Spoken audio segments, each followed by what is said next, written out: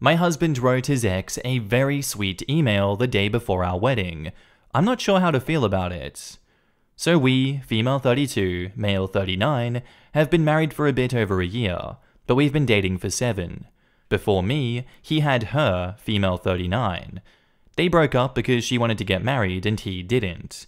We share an iPad, and usually he logs out from his Gmail when he finishes, but yesterday he must have fallen asleep with the iPad, because I found it under his nightstand. The iPad was on the email, dated back to the day before our wedding. He wrote how this was really happening now. It's finally dawning on him that it was really over between them. He's finally getting married and moving on. He apologized for being ready now, and not at the same time as she was. He wondered how their life together would have been, and that whenever he saw her with her children, he couldn't help but feel that they could have been his if he wasn't stupid. And that made him terribly sad. He is scared of the unknown with me, even if I made him happy, and again, that he regretted that they weren't on the same stage in life. And then some goodbye talk. She didn't respond to him. I don't know what to feel now. I know the woman. She's a friend of his sister, and we meet her a lot. She's married and seems happy. I'm so jealous and I don't know what to do or say.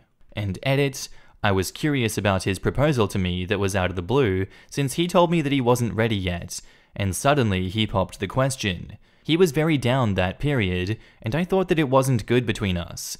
But when he proposed, I thought to myself that I was overthinking. I love him, so I said yes and was so happy. It happened a day after his ex got married. 2 years ago. I also remember that he was disappointed that she didn't invite him, and he told his sister, "I thought we were better friends." I'm drowning in my tears now. And now in the comments, "Oh, he is still in love with her, and I'm sorry that he asked you on her wedding day, but that should ring alarm bells."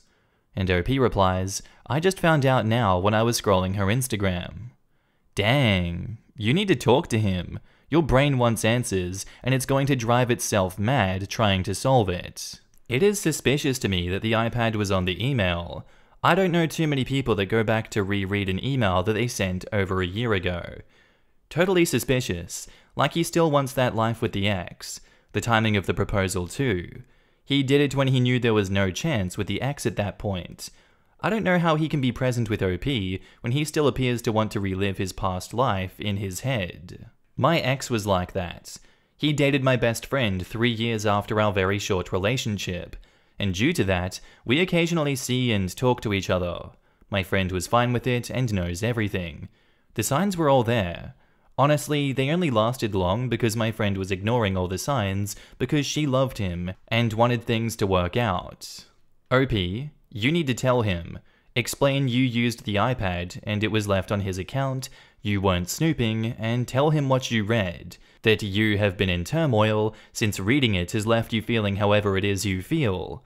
Betrayed that he felt that he had to email her, that he's reading it so recently, that you were not enough/second choice if he was reading it so recently.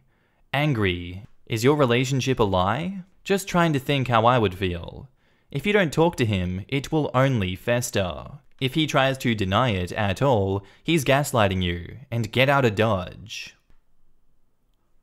And now onto the update. Edit 2, I made a decision. Thank you very much everyone. I went to bed and woke up to so many comments, and I appreciate you all. I'm sorry that I was being a cow in some of the comments. I just felt triggered when a loser writes how they feel sorry for women like me when they admit to attracting loser men. I guess I'm wrong. So sorry, but I don't know. It left a bad taste in my mouth having someone brag about having multiple exes, not over them. Anyway, pettiness aside, I have been crying all night. But when I tried to collect myself and really think about why I was crying, he wasn't even in top 10. I thought I loved him, but I guess I didn't. I cried for the years that I spent on him. I cried because I settled for him because I've invested so many years on him. I cried so much because I should have gotten out of this relationship a long time ago, but every time I thought about leaving, I thought about, I've spent too many of my best years with him not to see it through. I called my friend and asked if she wanted to take a morning walk and a coffee with me. I told her that I was leaving my husband, and her answer was, "It's about time." We talked about settling and spending years on something we knew deep down wasn't right. I told her that I thought I loved him more than this. She said it's normal to try to convince ourselves that we love someone we're stuck with. She told me that I was too young to stay in an marriage, but not young enough to waste more years on him. So I'm telling him today that I want a divorce. This email may have been a blessing in disguise for the both of us. Thanks for listening and have a great day. And now in the comments, I have an acquaintance who, a couple of days before her wedding, went out drinking with our college group. She got drunk and called her ex, telling him that if he had told her not to get married, she would leave her boyfriend and not get married. The ex didn't say anything. She ended up getting married and cheated on her new husband after about 3 years of marriage. I have an acquaintance who has cheated in every relationship that she's been in. 70% of them was with this one guy, her ex. She then moved to another country and eventually ended up marrying a guy, who she didn't cheat on, but then one day, ex randomly hit her up and sent a nice message saying he didn't know she was married until today, and said congratulations and good luck. She said that if he had asked her, she would have taken an international flight and slept with him. He didn't, so she's still married to her husband and has 3 kids. They have been through a lot, but I really think if the ex ever asked, she would hook up with him immediately, no matter the circumstance. I don't think she would have even gotten married if she hadn't moved internationally and put so much physical distance between her and ex. Some people are just screwed up like that. A very sweet email would have been, "As I'm embarking on this new adventure with OP, I was thinking about how life takes us in different directions at different times. I wasn't proud of how I ended our relationship, but I am happy we each found the person we were supposed to be with. I'm grateful for what I've learned that made me a better partner, and wish the best for you and your husband. And even that would be pretty effing unnecessary. This wasn't sweet, it was creepy and invasive, which was exactly why the ex didn't respond or invite him to her wedding in the first place." Yeah, that was my first thought as well. Just feeling really bad for his ex for having to read that email. Did that dude ever stop before writing about his fantasies about her kids being his and think, does she really need to know this information about someone she left and presumably got over years ago? I'm sorry? He proposed to her a day after the ex got married, and he sent her an email right before they got married? What was he expecting? That the ex would come to realize, oh, I still love him. Let me blow up my family and his engagement/wedding by going back to him. Cringe. This guy is cringe. I hope OP finds someone better soon. Our next post is titled, "I proposed and my girlfriend said yes on the condition that I get her a different ring first. So before I, 28 female, proposed, I spent lots of time looking online and in stores for the nicest ring that I could afford, and I ended up with a 1-carat Asher Solitaire. My girlfriend, 29 female, doesn't like the ring and wants a different one. All of the ones she has shown me are bigger and more expensive than I can afford. She said she'll accept my proposal if I give her a different ring, and it can be a do-over, because she said she was also a little disappointed that I proposed at home and didn't do anything special. Truthfully, I'm kind of hurt that she cares so much about having a bigger and more expensive ring.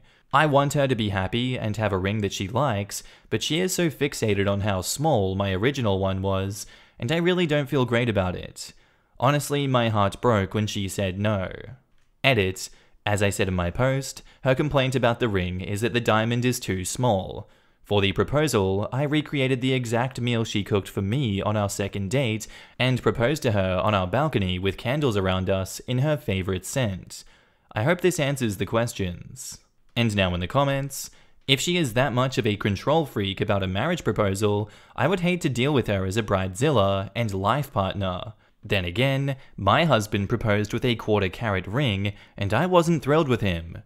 We were both broke-ass college students, and he was making minimum wage, and the damn thing cost him at least a month's pay.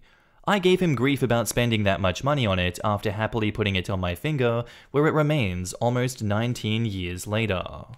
She's showing you who she is, and what matters to her. Pay attention. Exactly. She is not a good investment of time and money. Yup, I'd give her an option. She can keep the smaller, higher quality diamond, or you can return it and get her a much larger, semi-precious stone in a ring that she can customize from Etsy. Otherwise, she's going to be waiting until you are well established in your field and can afford a big, fancy diamond. That will probably be several years. Her choice. I just looked up a 1-carat Ashercut solitaire ring. You chose a beautiful ring. F that. When she decides she wants to get married, she can propose to you then. Sounds ungrateful. First it's the ring, then it's the cars, then the house. Welcome to becoming a slave to materialism. Don't forget that time where you had just bought her a new sofa, but a week later in your American Future warehouse, and she wants something new, and you say, "We just got a new sofa last week. I'm working 2 jobs for you."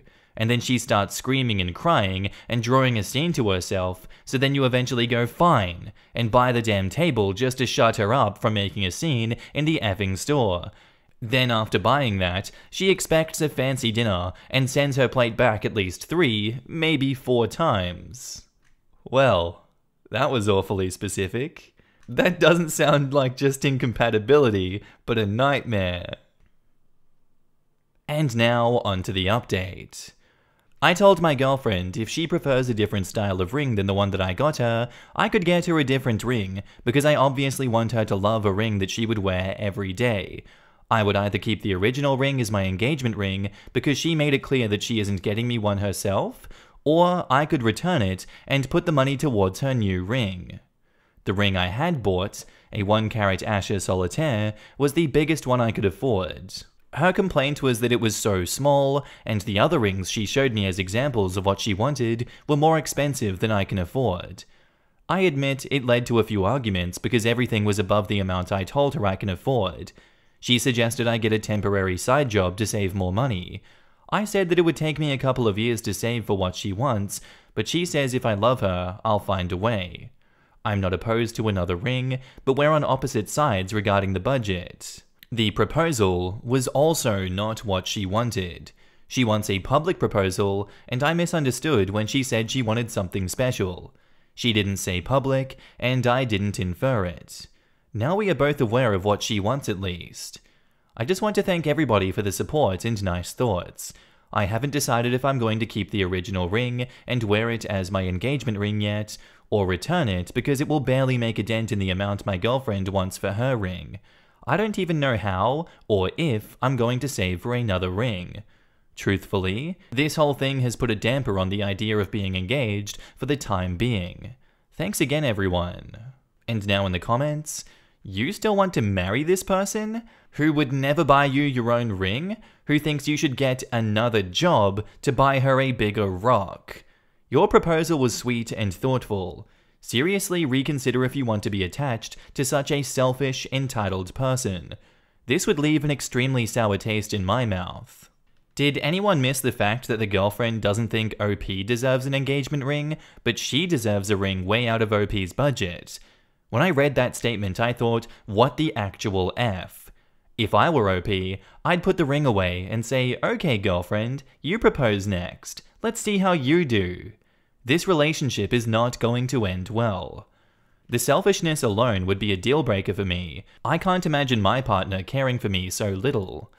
I can. I've been in a similar relationship. Absolutely miserable. Can really erode your self-confidence. Quote, would either keep the original ring as my engagement ring because she made it clear she isn't getting me one herself.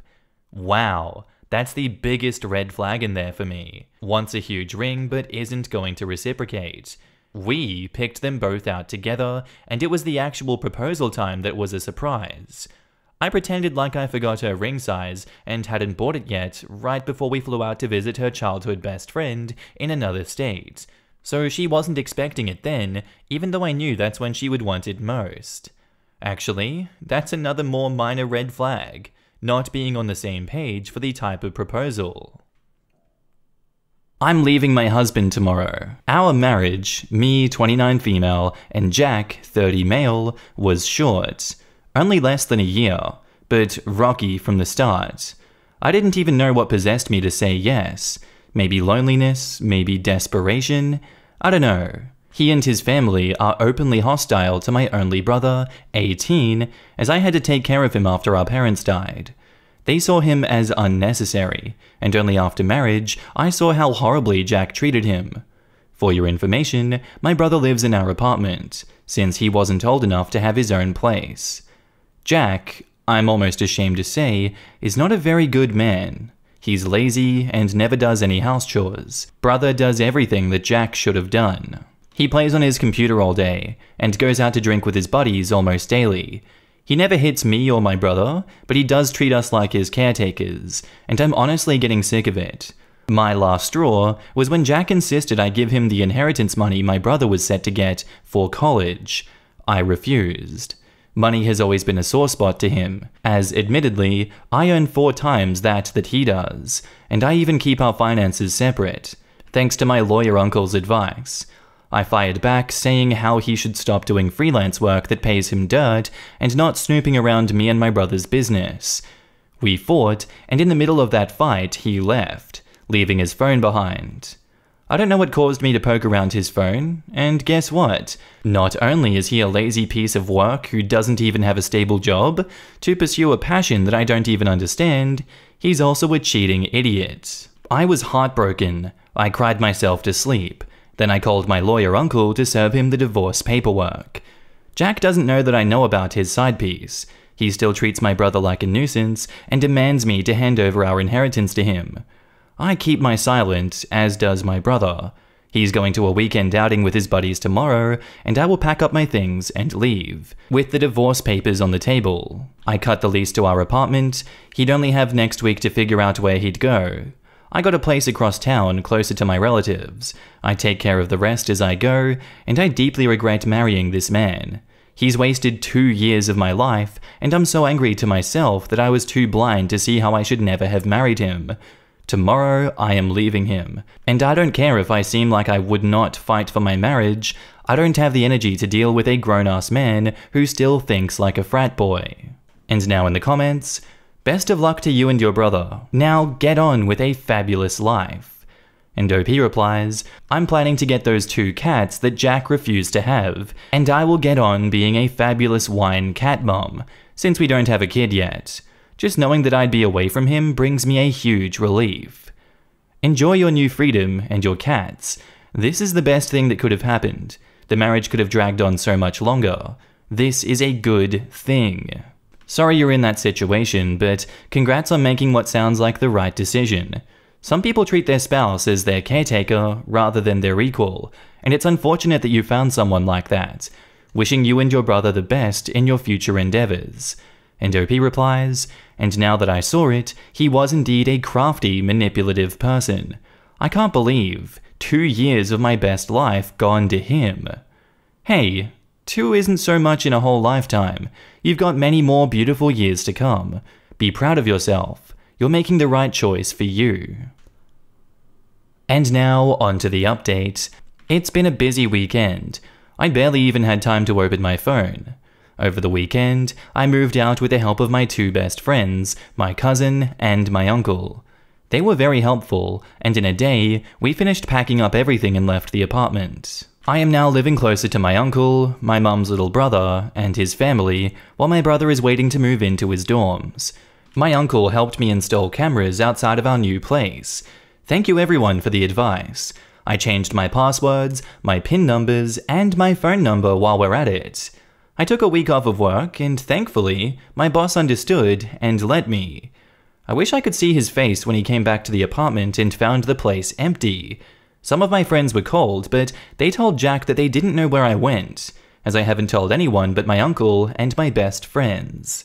Jack came to my uncle's place, but my uncle kicked him out of his property, and while Jack threatened to go all out and contest the divorce, my uncle gave him an ultimatum in return.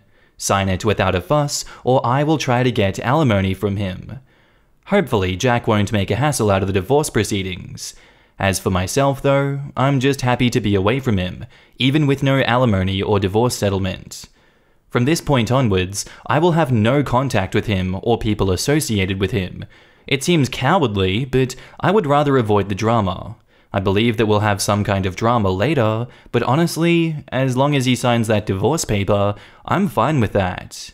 I finally talked to my brother, and I apologized for getting him into such an environment. He was understandably disappointed with me, but he forgave me. He said that he was glad that I decided to leave. We had a good crying session over that. Right now, I'm trying to make it up to him. He's a good kid, a smart and tough cookie, and he deserves better. Should he need to, we'll go to therapy together. He convinced me he was okay, and he was mostly angry on my behalf, but I'll keep an eye on that. I haven't adopted the cats yet, because my place is still messy and we're not done unpacking, so unfortunately, no cat tax for now. Thank you everyone for cheering me on, giving me lots of virtual hugs, and checking up on me. I didn't expect for this much support, and your kindness makes everything feel bearable. A lot of you have given me sound advice about health tests, security, and everything else, which I am very, very grateful of. Some of them I did not even consider. This sounds so cliche and simple, but thank you so much. I hope that you all have a great day. And edit, we are not from the USA, but our laws regarding marriage and divorce are pretty clean cut. I don't think he'd get any money from me. And now in the comments, congratulations starting the next chapter of your life. I know no matter how awful he was, this wasn't easy, and I'm so glad to hear that you have the support network that you need around you. Good luck, and I think there are a couple of lucky cats that want to have a wonderful home soon. And OP replies, thank you. It was very overwhelming when I read all the comments in my post. I wanted to rant a bit, and Reddit was the only place that I thought was safer. But it turned out a lot of people were very supportive, and even sent me messages out of concern. I don't even care if he found me here. I'm away from him now.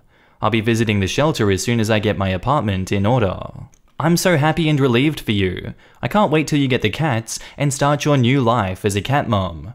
And OP says, thank you. I was so overwhelmed yesterday, but now I'm more settled. I know that it won't be easy shaking him off, but personally, I think he won't make too much of a fuss. I can't wait to go to the shelter and get a cat or two, but first let me clean up my new place because we unpacked in a hurry. And now on to the final update with the cat tax. What a cutie. A small life update? I don't know, I feel like I owe some people updates, but here I am. On the process of my divorce, he made some fuss, but otherwise agreeable to the terms I set. At least he doesn't harass me or my family anymore. As for his family, some made some comments on social media, but my friends were quick to shut them down. I blocked them though. He got the car that I paid for. I'm kinda pissed, but that's okay, as long as I don't have to look at his face ever again. I felt kinda down and sorry for myself, and I blamed myself a little bit. I'm going to try to get better mentally because the guilt was pretty strong. My brother is doing good, more carefree now that he doesn't have to watch himself. I'm so proud of him, a little ashamed of myself, but overall, the both of us are doing way better, and we bond better now. And also, I found a cat. Well, he found me. I was throwing out garbage and he came up to me, followed me to the apartment, and made himself at home on top of my unpacked boxes. I think he's a stray, a year old at most, and I took the photo in a rush because I had to go to work today. I'm gonna take him to the vet, get him vaccinated and everything else, and also buy proper food because I only bought small packets of kibble and wet food earlier. Thank you everyone for showing your concern and support. I guess I won't be making more updates. Maybe to photo dump the pictures that I take of the cat, unless something happens. I hope that you all have a nice day. And now in the comments, I'm so glad OP escaped. Thankfully there was no future post where his side piece is pregnant and Jack then expects OP to raise the kid for him. Whoa whoa whoa, there's still time. I cannot imagine having the balls to demand money that doesn't belong to you in any way, shape or form. If it was her inheritance, maybe?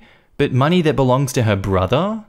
And the nerve to threaten to contest the divorce when you know you're a cheater.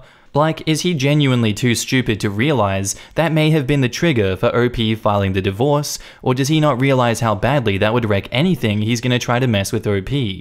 It makes me more than a little sad in most of these posts. It becomes clear that you can do anything to people, any kind of abuse or mistreatment or negligence, as long as you don't cheat on them. Yeah, once you cheat, you've crossed the line, but anything else, fair game. Yeah, it pissed me off that OP's husband could treat her and her brother like dirt for months, but it was only when he was unfaithful that she left. Should have gotten rid of him long before. Our next post is titled, "I'm done with men, honestly." So I met this guy 7 months ago, and we hit it off pretty much immediately. For the last 3 to 4 months, we've been spending almost all of our free evenings together. The sex is great, and the cuddling in his arms with a good movie or series is even better, and he almost always falls asleep in my lap before the movie is finished, and that's one of my favorite moments, looking at his face and curling his hair around my finger. 2 Fridays ago, I made dinner, and he brought wine. He fell asleep to What We Do in the Shadows. We woke up later, and we had the most amazing sex I've ever had. When he was almost there, he said, "God, I love you." I just burst into tears. I know, silly, and I said I loved him too. When I later cuddled him for some afterplay, he said it again, and so did I. He left the day after, and I haven't heard from him since. So, WTF? I tried to call and text him several times the following 2 days.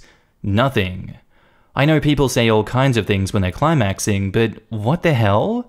Not the tiniest explanation. Just like falling asleep and never seeing the end of any movie, he just left this without seeing the end. And now in the comments, make sure he's alive. This happened to my daughter last month. Dating a guy, everything going great, she talked to him Saturday morning, and he was going to come pick her up for a weekend together. Then he ghosted her, never showed up, didn't call, didn't respond to messages. She got to work on Tuesday, planning to rip him a new one as they worked the same shift. Halfway through the shift, he hadn't arrived. Another friend of his called into the store and let them know that he'd died in a car crash on his way to get her Saturday morning. I came here to say this. A friend and I were texting one day, and he never responded to my last text. He's gone dark before, so I thought maybe he was in a mood. I learned later on that he died the day after my last text. It's unfortunate, but crap like this happens. As someone who is currently dating, this hits home. I don't know if it's just these challenging times, as everyone likes to say, but no one wants to have a real conversation about feelings. No one wants commitment, everyone wants the immediate satisfaction of sex. I've been trying for a year, and it doesn't matter how clear you are about what you want, people will say anything to get what they need in that moment. I've had someone tell me they love me, and then take it back the next day. Also, after weeks of talking every day, and going on dates where you say please no sex until commitment, they say, "Don't worry, I'm not going anywhere." So you agree, okay, we can sleep together. The next day, they back out. Once you ask for anything more, or ask why they lied, they say, "You're amazing, but I'm not ready." I ask for advice all the time. I make sure I look nice on dates, I'm told I'm attractive, I eat a healthy diet, keep a nice clean home, have a nice car, always offer to split or pay, try to listen actively and ask questions. I have a decent job, have hobbies and a life, etc. I have made room for someone in my life. But no one is interested in relationships at all. It's so disappointing people will say anything to get what they want in the moment at the expense of other human beings. I feel you. And now onto the update. So the guy who ghosted me has texted me now. Yeah, so he texted me this. So is this over? What the hell? He didn't text me out of the blue. Also, let's call him Dennis because of the Always Sunny reference that people mentioned in the comments. Today, I met one of his friends who works at the movies. Let me put it this way. I planned to go to the movies to run into his friend who I knew was working this evening. I just wanted to see if he knew something. Anything, even after the amount of DMs that I got from people who went through similar breakups, that made me realize things just happen, and I shouldn't wait for an explanation or proper closure. I was there with my sister and her boyfriend. When I met his friend and we exchanged pleasantries, the friend asked me who I was with and if Dennis is working and couldn't come. I told him that I didn't know what Dennis did because we've broken up. He was very surprised and said, "Oh really? When did this happen?" And how bad he felt because we seemed happy. This is one of his best friends, and I know that Dennis is in daily contact with him. His surprised expression told me that he didn't know more than I did, so I dropped it. An hour ago, I received the text, and now I need help to know what to do. Obviously, the friend has contacted Dennis to ask him what's up, because why would Dennis just text me this random night after almost 2 weeks of ignoring me? Should I answer? Should I ghost? Should I Dennis him? I mean, my guts say ghost him and spare yourself the heartache, but I'm so freaking curious. Help. And by the way, to the incels who congregated in my DMs yesterday like it was some incel con because of yesterday's title, it's just me being dramatic. You do understand that, don't you? I mean, it's words from a jilted lover. Stop the threats and get help. We wouldn't be 8 billion now if we were to believe that every woman who said she's done meant it. Just chill. And now in the comments, I'm with a lot of the downvoted people here. Don't make it into a huge deal of, what do I say? What should I do? Just calm down and ask why he ghosted you. If you want to know, then you want to know. If his answer doesn't sound legit, then just move on. If you don't want to move on, then that's okay too. Playing a bunch of games of ghosting him for some kind of revenge is a little bit childish. Maybe I'm old. I have seen this drama in my own life before, and from experience, it just isn't worth it to go crazy with revenge plots and scheming. Edit, I am really glad to see others coming along with some really great advice for you, and I hope you take it. It's your life though, and you can do whatever you want, but again, it seems a lot of people here have had similar experiences and want to save you the drama. I also just want to add something completely random. Watch the movie The Women, the 1939 version, not the Meg Ryan version. Definitely not the Meg Ryan version. I know I said I was old, not 1939 old, but the movie came from a recommendation from a therapist. Long story short, it's about a group of women and how each one would handle the situation of one woman whose husband cheated on her. The friend who wants her to seek revenge, the woman who he is having the affair with that wants a life of luxury, the mother of the jilted woman, and then of course the lead herself. You watch her balance what others expect her to do, including society, and ignore what would actually make her happy. You also get the pleasure of watching Norma Shearer and Joan Crawford. Let this movie be the drama for you. Do what would make you happy, but also be aware that playing games might push you away from getting what you actually want from the situation. I really think you should just be straight with him. I haven't heard from you in 2 weeks. I assumed you had lost interest. Do you not think that's reasonable to assume? I 100% agree, and while highly improbable, I know due to losing a phone or being stuck somewhere for some amount of time in my life, I've been physically incapable of responding to calls and texts for an extended period of time. I would never recommend going baseline aggression or trying to guilt trip without at least an explanation for what caused his absence. You never know. Am I the asshole for yelling at my husband because he scared me? A bit of background. I am terrified of fire. I have had traumatic experiences when I was a child, and I cannot go near it. I am going to therapy, but it's a long healing process. This does mean that there are certain things that annoy my husband, like when we decided to buy a house, I asked if we could get an electric stove or replace the gas one. It annoyed him, but he accepted. Other things like I have to stand far away when he's having a barbecue also annoy him, which is completely understandably irritating, but I can't change it. One night, I just finished making dinner and went to give him a back hug, arms wrapped around his shoulders kinda hug, and he instantly pulls out a lighter from his pocket and holds it close to me. I freak out and try to get away from the lighter. When he finally puts it away, I yell at him, and I'm crying, asking why he thought that was a good idea. He told me that he's heard of exposure therapy, and he was sick of my antics. When he comes near me again, I yell at him to stay back and run out of the room, locking myself in the bedroom. It's only when I'm alone that I break down crying. In the morning, he won't talk to me, saying that he was only trying to help, and yelling at him made him feel like crap. I wonder if I overreacted. So Reddit, am I the asshole? OP has offered the following explanation for why they think they might be the asshole. Yelling at my husband when he says he was only trying to help makes me think I'm the asshole. I'm gonna go not the asshole for this one. I do see where his intentions lie, but I think there's a bit of ignorance in that he doesn't fully understand how exposure therapy works. Now, I'm not going to claim that I know exactly how exposure therapy works, but from the way that this situation has unfolded, I'm going to say this wasn't exposure therapy. This seems more like retaliation, if anything. I would find it very hard to trust someone that just does that to you. You didn't communicate this. He didn't communicate with you. There was no consent in this situation. He just put fire in your face. I think anyone would be surprised and pissed off if someone did that to them. So I'm gonna go not the asshole for this one. He's definitely an asshole for what he's done here. Ignorant may he be.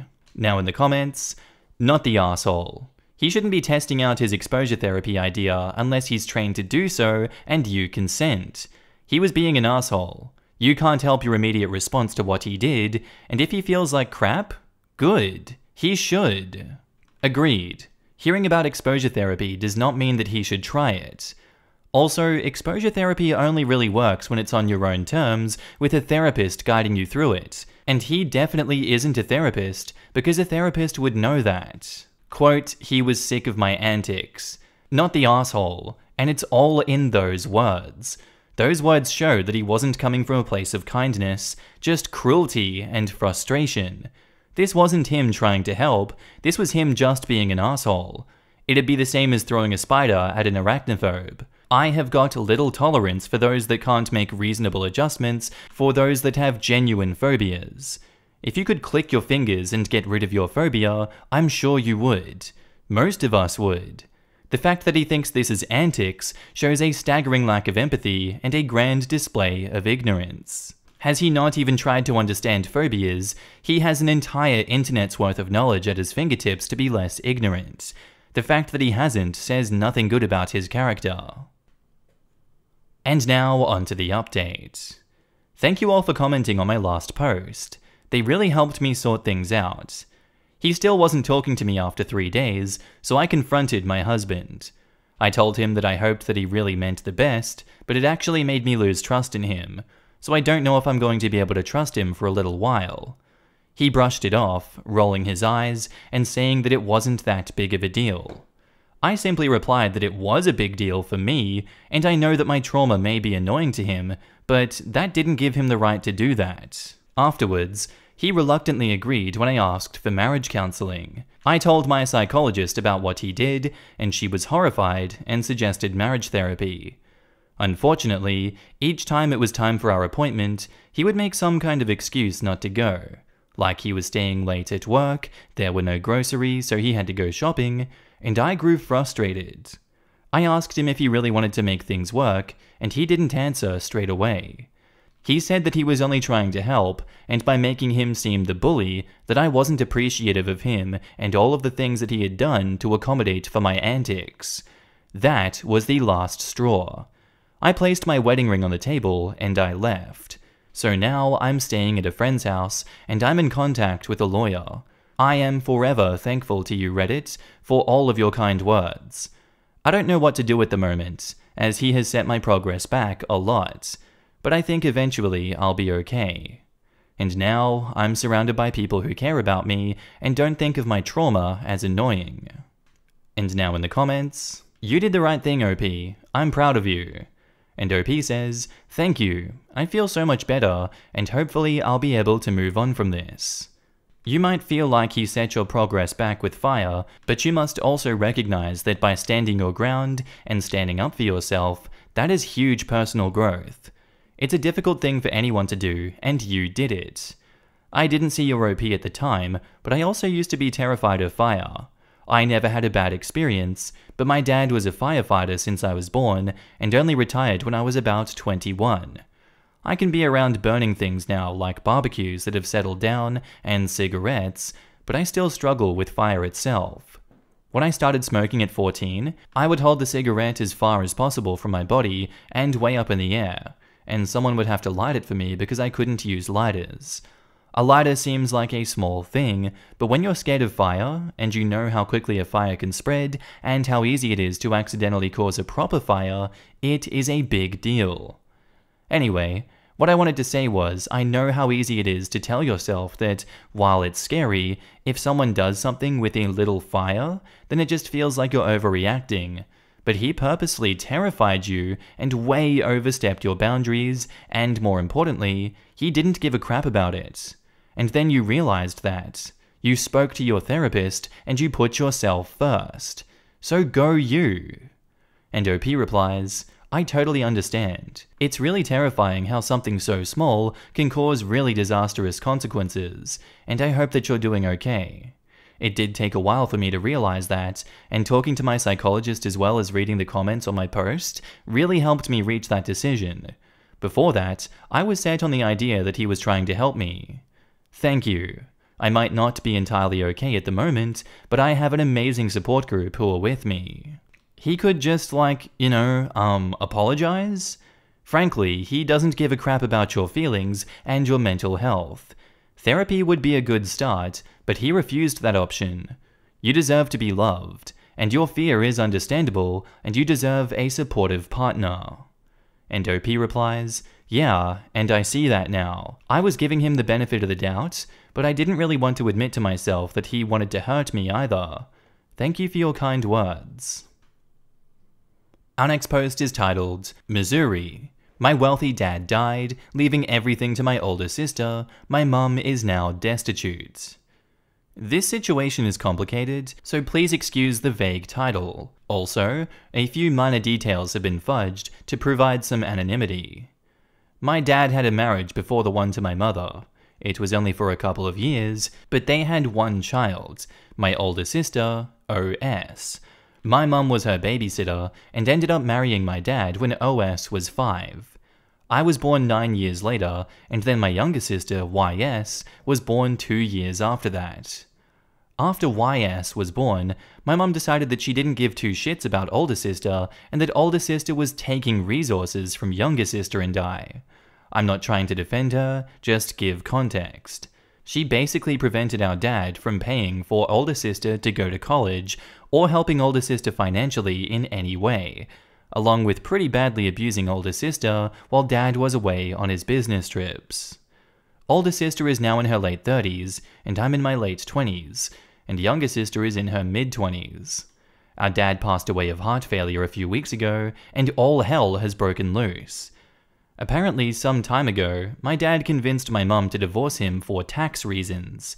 My mum is not good with money, and was paying her a chunk of change in alimony every month while they still live together. So the will has nothing for her except one small house that he owned in the middle of nowhere. Younger sister and I are both given trust funds that pay out a monthly stipend and can be used for certain expenses, like weddings, medical bills, grad school, etc. Everything else, the business, the money, all the houses, everything was left to older sister. This doesn't really bug me, as I wasn't interested in taking up the family business and have a decent career on my own. But my mother apparently doesn't have a savings or retirement fund of any kind, and hasn't worked since she babysat older sister ages ago. She didn't finish high school. She dropped out to marry my dad when she turned 18. I tried approaching older sister to talk to her about giving something to my mum so she doesn't have to work, but she's pretty firm on making sure that my mum gets nothing. I tried going from the angle that our dad was kind of a predator, as he was never faithful to my mum either, and my mum didn't know any better.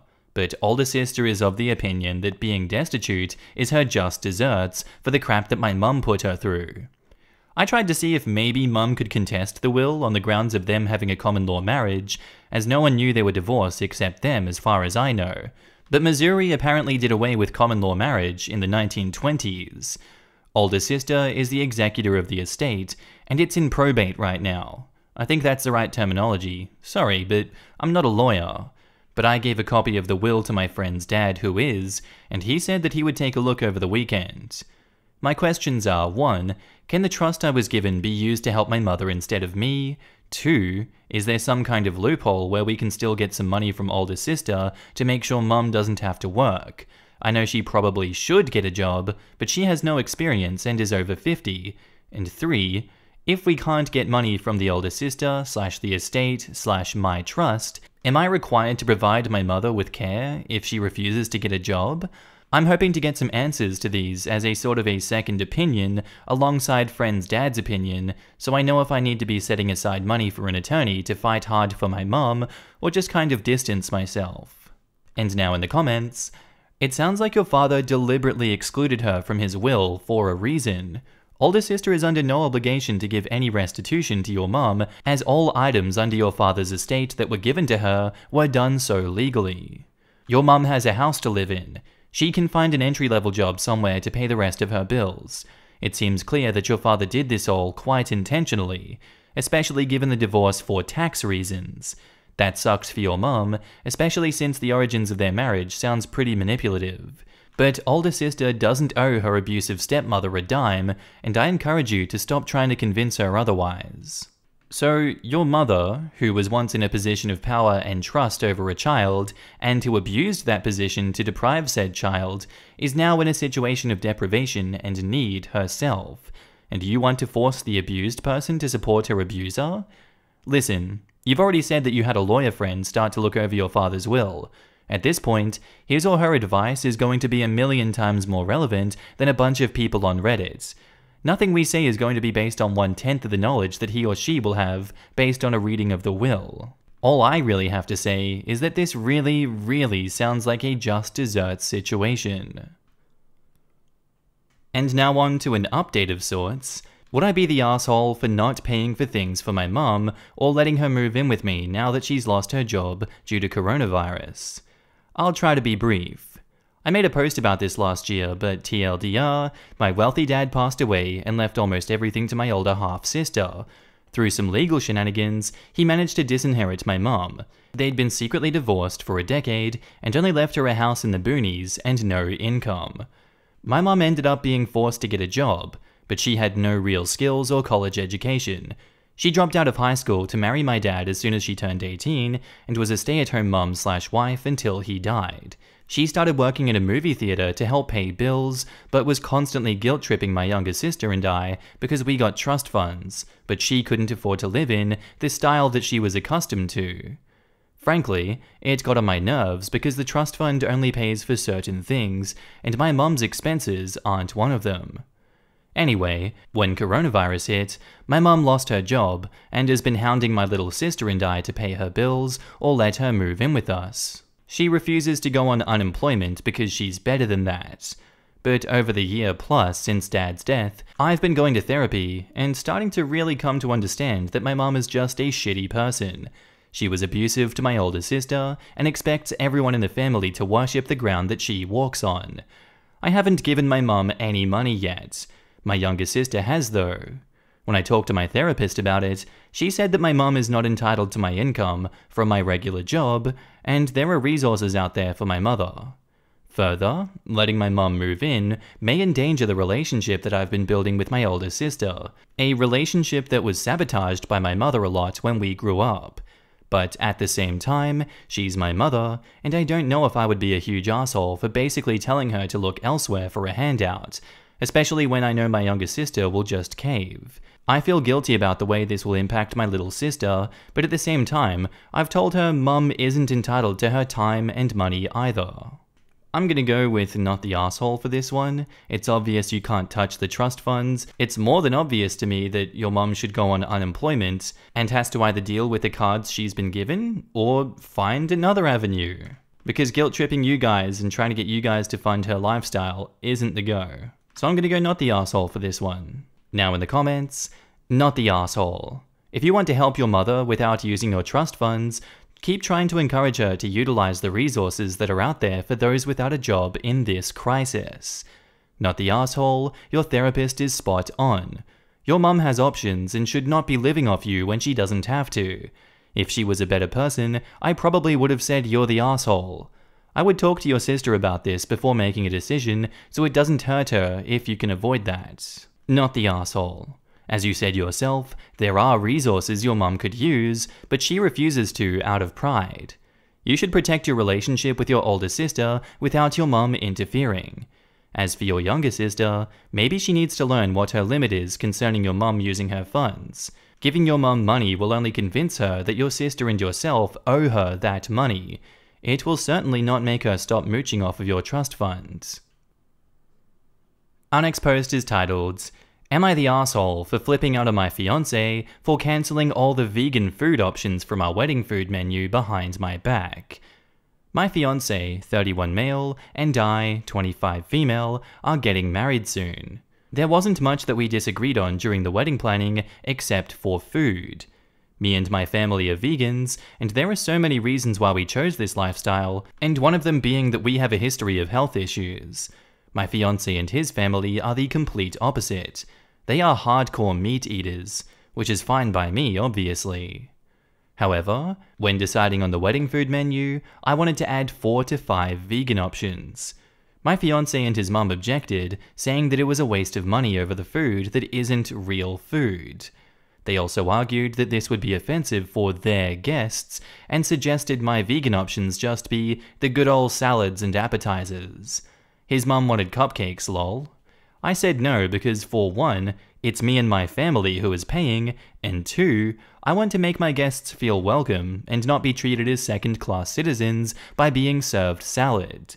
My fiancé made a face and said, "Isn't that what vegans eat?" I refused to argue about it and said that it was final. The other day, I found out that he had cancelled all the vegan options and taken them off the menu completely and behind my back. I was seething. I called him at work, but he kept hanging up on me. I went straight to his workplace and confronted him there and flipped out on him. He was stunned to see me. He at first said that it was his mum's idea and then told me to go home because I was making a scene at the office. The fight continued at home, and he defended himself by saying that I sort of made him resort to doing this after I kept brushing off his thoughts and input and refusing to accommodate his family. But there were plenty of meat options. Why can't I get 4 to 5 vegan options when I'm paying for it? He yelled that it was his wedding too, not my family's. My family said that it was fine and they'll figure it out, and told me to let it go, but I refused. Am I the asshole for putting my foot down on this?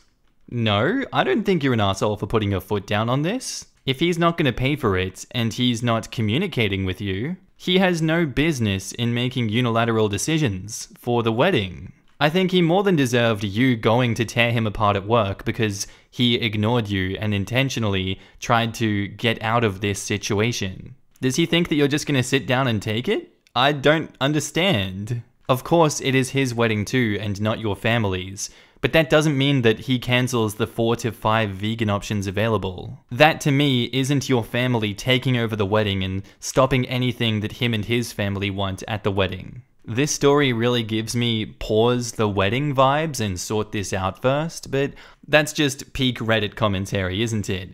I'm going with not the asshole for this one, I'm on your side. Now in the comments, not the asshole, and for the love of God, don't marry this man. I'm on my knees begging her to see the giant red flags. Yes, marinara flags all over. Good thing they're vegan. I mean, it's like they're militantly meat-focused. My family and I all love meat. We come from a large Texan family after all, but we've never refused to accommodate a guest, and plenty of the stuff we make for ourselves was already vegan before we even worried about it. It's not really about the meat, it's about control. It was never about the money. It was about sending a message. I'm the Joker, baby. Bingo. If this marriage happens, OP will be back here in less than a year, complaining about how the dear husband put his mum ahead of her. I hope you're okay with mother-in-law in the delivery room when you have children. Not the asshole, but this is about more than a menu. Not the asshole. So he, 1, has no clue what vegans actually eat and no interest in learning. 2, believes having food for your family is offensive to theirs, while having no food for your family is perfectly fine. 3, doesn't respect your input and your money. 4, makes decisions about matters important to you behind your back. And 5, either can't stand up to his mum or uses her as his scapegoat. That's a lot of things to be really angry about. Why are you marrying this guy again? If she marries this guy, she'll end up looking back at this moment, realizing that it should have been her sign to run. If she married this guy, she'll find a lot of the vegan food she keeps at the house suddenly goes missing, and he'll start substituting meat in her meals without her knowledge to show her how this really isn't a big deal. Not the asshole. Are you sure you want to marry this man and his family? They have no respect at all for you and yours. And OP replies, frankly, I have no idea why his mum feels so strongly about getting involved. I only included her in the wedding planning only because I respect her, but I guess it's like they say, give an inch and they'll take a mile. This isn't the only thing in your marriage that she will feel the need to get involved in. It doesn't just happen at the wedding. Additionally, your husband has made it clear that he is always going to side with his mother and not stand up for you, which he should do. And now onto the update. So, his mum messaged me earlier trying to get me to listen to what she had to say after I kept ignoring her phone calls. She sent long walls of text just to address what I did at her son's workplace, calling it all kinds of stuff from immature to unhinged. She then went to explain how she's noticed that me and my family kept acting dismissive of her son's input and contributions to the wedding. She said that she noticed my behavior towards him and her entire family and wanted to speak up earlier, but didn't, and tried to keep the peace. She then went on to address the food menu issue and denied her involvement in the cancellation of the vegan option, but that didn't mean she doesn't support her son's decision. Moreover, she thought that it was so responsible of him to make that move because of my continual refusal to see how this stuff is a waste of money. She also pointed out how I kept saying I paid for it and said that technically this isn't just my money. It's mine and his because we're getting married, and she suggested that I wisen up and get rid of my money, I paid for it mentality. She finally mentioned how bad this whole situation is making me look, and said that she and her son had already offered a number of compromises that I chose to brush off and decided to make it my weird hill to die on. She said that not only her son is upset, but she and the family are as well after hearing about it, and suggested that I just agree on their compromise and be done with it. This pissed me off beyond belief, and I responded by letting her know that I'm still standing my ground on this, even if I'll have to call the whole wedding off because of it. Honestly, this is just ridiculous. It is. My mum and dad, they don't even know what to say anymore. Apparently, my fiancé saw my response to her. He's with her, and is now trying to call me, but right now, I'm waiting on him to get home to see if he is still insisting on the stance that he took. I'll update if there is anything worth adding after we talk. I'm hopeful we get that update, but I feel like we all know where this is going, don't we? Now in the comments, I don't understand how the fiancé spouts, isn't that what vegans eat? About salads. I mean, he's the fiancé. Wouldn't he have had some up-and-close and personal experiences seeing what vegans eat? Oh, I'm sure he does. He's just a grade A asshole. Yep, and a mummy's boy. OP would be wise to bail, now she discovered how accepting of her life choices her fiancé is. Well, I can already see this wedding not happening. I hope so, because the cancellations will be cheaper and less painful than dealing with divorce and bullcrap of the ex and his family. That family is so carnivorous, they'd eat the first baby just for the principle of it. Like, why would you waste money on breast milk when we can just feed you to the child? What? What's wrong with you? How do you think of that? That was a giant wall of text of, why are you still together and getting married? While he's sitting right next to his mummy reading the text and the responses. I seriously don't understand how these people even get to the stage of planning a wedding.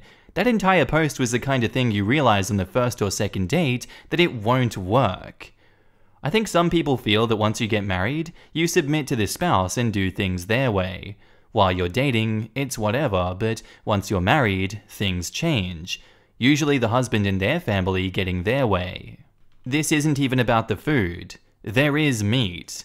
This is about not accepting other people's lifestyle choices and shoving yours down their throat, that's what she said. I hope OP doesn't marry into this family. If she does, I hope she knows there's a Just No Mother-in-Law subreddit. I think she's going to spend a lot of time there. I don't get why she's marrying this guy. She's vegan, and apparently he thinks that all she eats is salad. He doesn't even know what his fiancée eats.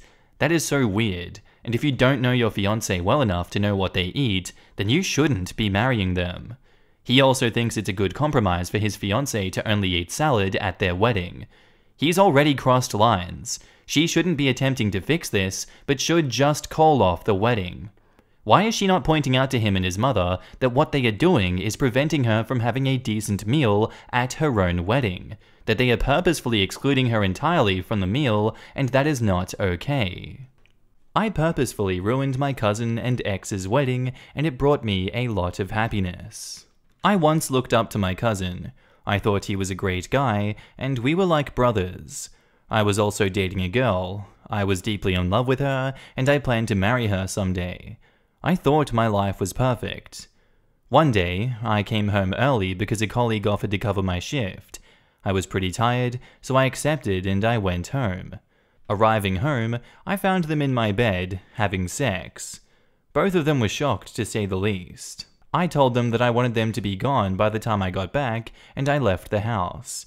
They were gone by the time I did get back, but she left me a note telling me that she was sorry and to call her when I'd calmed down.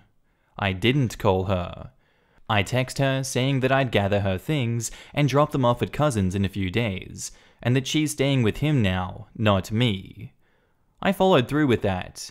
It took about a week to transfer everything. Both of them tried to apologize, but I didn't have anything nice to say to them, so I said nothing. I just knocked on the door and handed the bags to whoever answered before leaving. My cousin called me multiple times to try to apologize, but I refused to accept it. 3 years have passed since then. I went no contact with them. I didn't bring it up to the rest of my family or any of their friends. I'm not sure why, I just didn't. I got a call from a number that I didn't recognize, so I answered. It was my cousin. He sounded really happy and was acting like he hadn't destroyed my life. He explained that he and my ex were getting married, and he wanted me to be the best man. I was so angry that he had the utter gall to act like nothing was wrong, and I lost my temper. I yelled at him and called him names before hanging up. He sent me a text telling me the offer still stood, and if I didn't want to be his best man, then he just simply wouldn't have one. A few days passed by and I had an idea. I texted him back and apologized. I sent a paragraph of bullcrap saying I was still angry, but this could be an opportunity for the three of us to heal and move past it.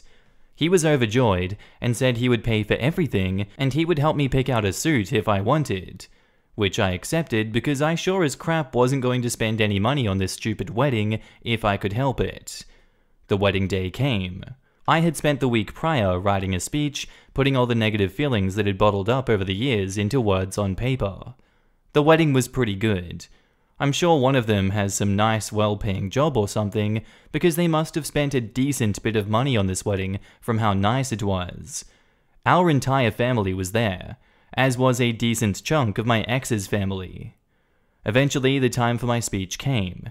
I just remembered feeling really nervous as it built up to it, and my voice kept faltering when I was reading it out, but I didn't and still don't care. At least I got it out. I explained what these two horrible people had done to me. I called them the worst names I could think of, and I wished them the worst. Then I left. I was expecting some kind of dramatic moment from all the guests, gasps of shock, and all of that, you know, but there was none of that. Everyone was silent. On my way home, I got a call from my mother angrily telling me that I had ruined the wedding, and both of them were so upset, and she asked me why I'd do this. I told her that they deserved it for what they'd done to me, and everything I'd said in the speech was true. She kept defending them, so I swore at her and hung up.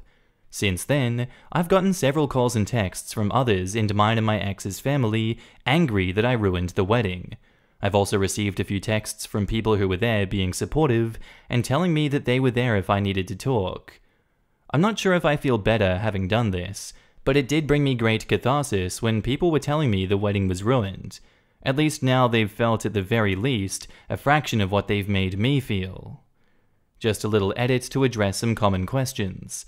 As far as I'm aware, the rest of the family wasn't aware of her cheating on me. They likely knew that we were dating at some point, then we weren't. I've learned from previous stuff that I can't rely on my family for any kind of support, so I've been on low contact with them since I moved out of my parents' house, which is why I didn't mention this to anyone in my family. A lot of people are also asking for the speech transcript. I wrote it in a Google Doc and read it out from my phone. The delivery was kinda lackluster. I sounded like I was going to cry and tripped over my words, but I managed to read it all out. It isn't verbatim what I said, but it's very close, as I was reading from this as a general script. Hello everyone. I'm not very good at public speaking, so apologies in advance. It is an honor to be at this wedding, and an even greater honor to be the best man. I was shocked that I was even invited at all, since the last time that I'd spoken to the bride and groom was when I'd found them frolicking in my own bed. X was my partner at the time, you see, but I don't think she's got the memo that when you're dating someone, you don't screw their cousin in your own partner's bed. And it wasn't like cousin didn't know we were dating either. Who knows how long this slimy crayfish was screwing her behind my back? Weeks? Months? For those unaware, X and I had been dating for 2 years. I loved her with all my heart, and was actually saving up to get a proposal ring. Maybe if my ex wasn't such a ho ho ho Merry Christmas, my cousin would be giving this speech instead, and I wouldn't have been struggling with mental health for 3 years. Anyway, I've heard 50% of marriages end in divorce, and I hope yours is a messy one. From the bottom of my heart, F you both. You ruined my life, and I will never forgive either of you. And now in the comments, lol, that's savage. Honestly, what did they expect you to do? Accept the fact that he stabbed that knife in your back, and basically caused you so much anguish and hurt? I'm amazed they were stupid enough to invite you. Not just invite him, ask him to be the best man? Like when I read the title and started reading, I thought the cousin was marrying some other girl. Not his ex. I'm happy you ruined their wedding, lol. I got mad reading this. OP replies, me too. I honestly don't know what they were expecting either. That I'd just forgive them because they invited me to their wedding? I still can't get over the way that he asked you to be his best man, like it was a band-aid for him. Your timing was perfect. That guy must have had absolutely zero other friends or family around his age, because even if he didn't cheat with OP's girlfriend, it's weird AF that he'd ask someone you haven't talked to in 3 years to be a best man. You, sir, deserve a drink. Hats off to you. And OP replies, I made sure to help myself to as many drinks as I could before we sat down for the speech. I think the alcohol gave me enough courage to do that in front of my entire family and hers. I'm proud of you. There is no shame in airing out the shitty actions of people who betray us. It reflects poorly only on them and not on you, and there is no need to protect them from their own shitty consequences. Well, I bet you'll never hear from the ex or the cousin again. How dare they think that you would just get over it for their comfort and pleasure? Did your mother have any idea that they cheated on you? Wear that suit with pride. I hope it was really expensive. And OP replies, I'm not sure if she knew. I would assume she didn't, as I hadn't told her, but I did say in my speech that I found the two of them in my bed together, obviously with much more graphic language. I'm not sure about the exact price of the suit. I do know that it wasn't cheap. It was around £300. I'm keeping it as a souvenir. Your cousin was a fool to think that you wouldn't take that opportunity to say your piece. How the heck did you stomach being around the pair of them during the preparations and rehearsal? And OP replies, the knowledge that all of their excitement and joy would die gave me enough energy to hold on. And now onto the update. Hey, it's been a while. A lot has happened. I haven't logged into Reddit other than to look at any messages I've gotten whenever I see the notification in my email.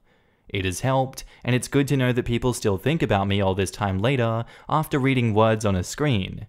Hell, the most recent private message I got was about 4 hours ago of typing this, and the most recent notification on my post was 10 minutes ago. I haven't responded to any because I don't really know how to begin doing so. I'd feel bad just giving a short thank you, and I'm not really creative enough to come up with over 20 good responses. I do greatly appreciate the supportive words though. Some stuff has happened since the whole mess that was my cousin's wedding. My mom tried to talk to me, said she saw the post I'd made.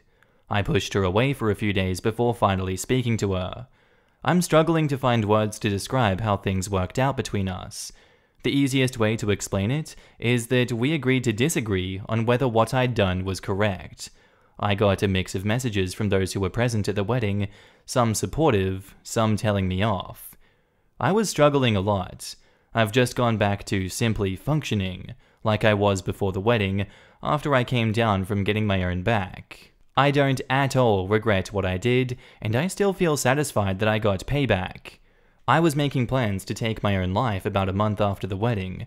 I hadn't told anyone for obvious reasons, but my mum, uncle, and cousin, the same cousin whose wedding I ruined, came to me and told me that they would pay for a private counselor since the mental health department of the NHS is under-equipped, to say the least.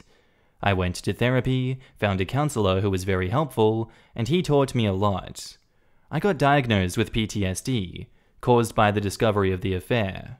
He's been a big help and has encouraged me to give casual dating a try to build confidence in myself and get used to rejection as a normal part of life.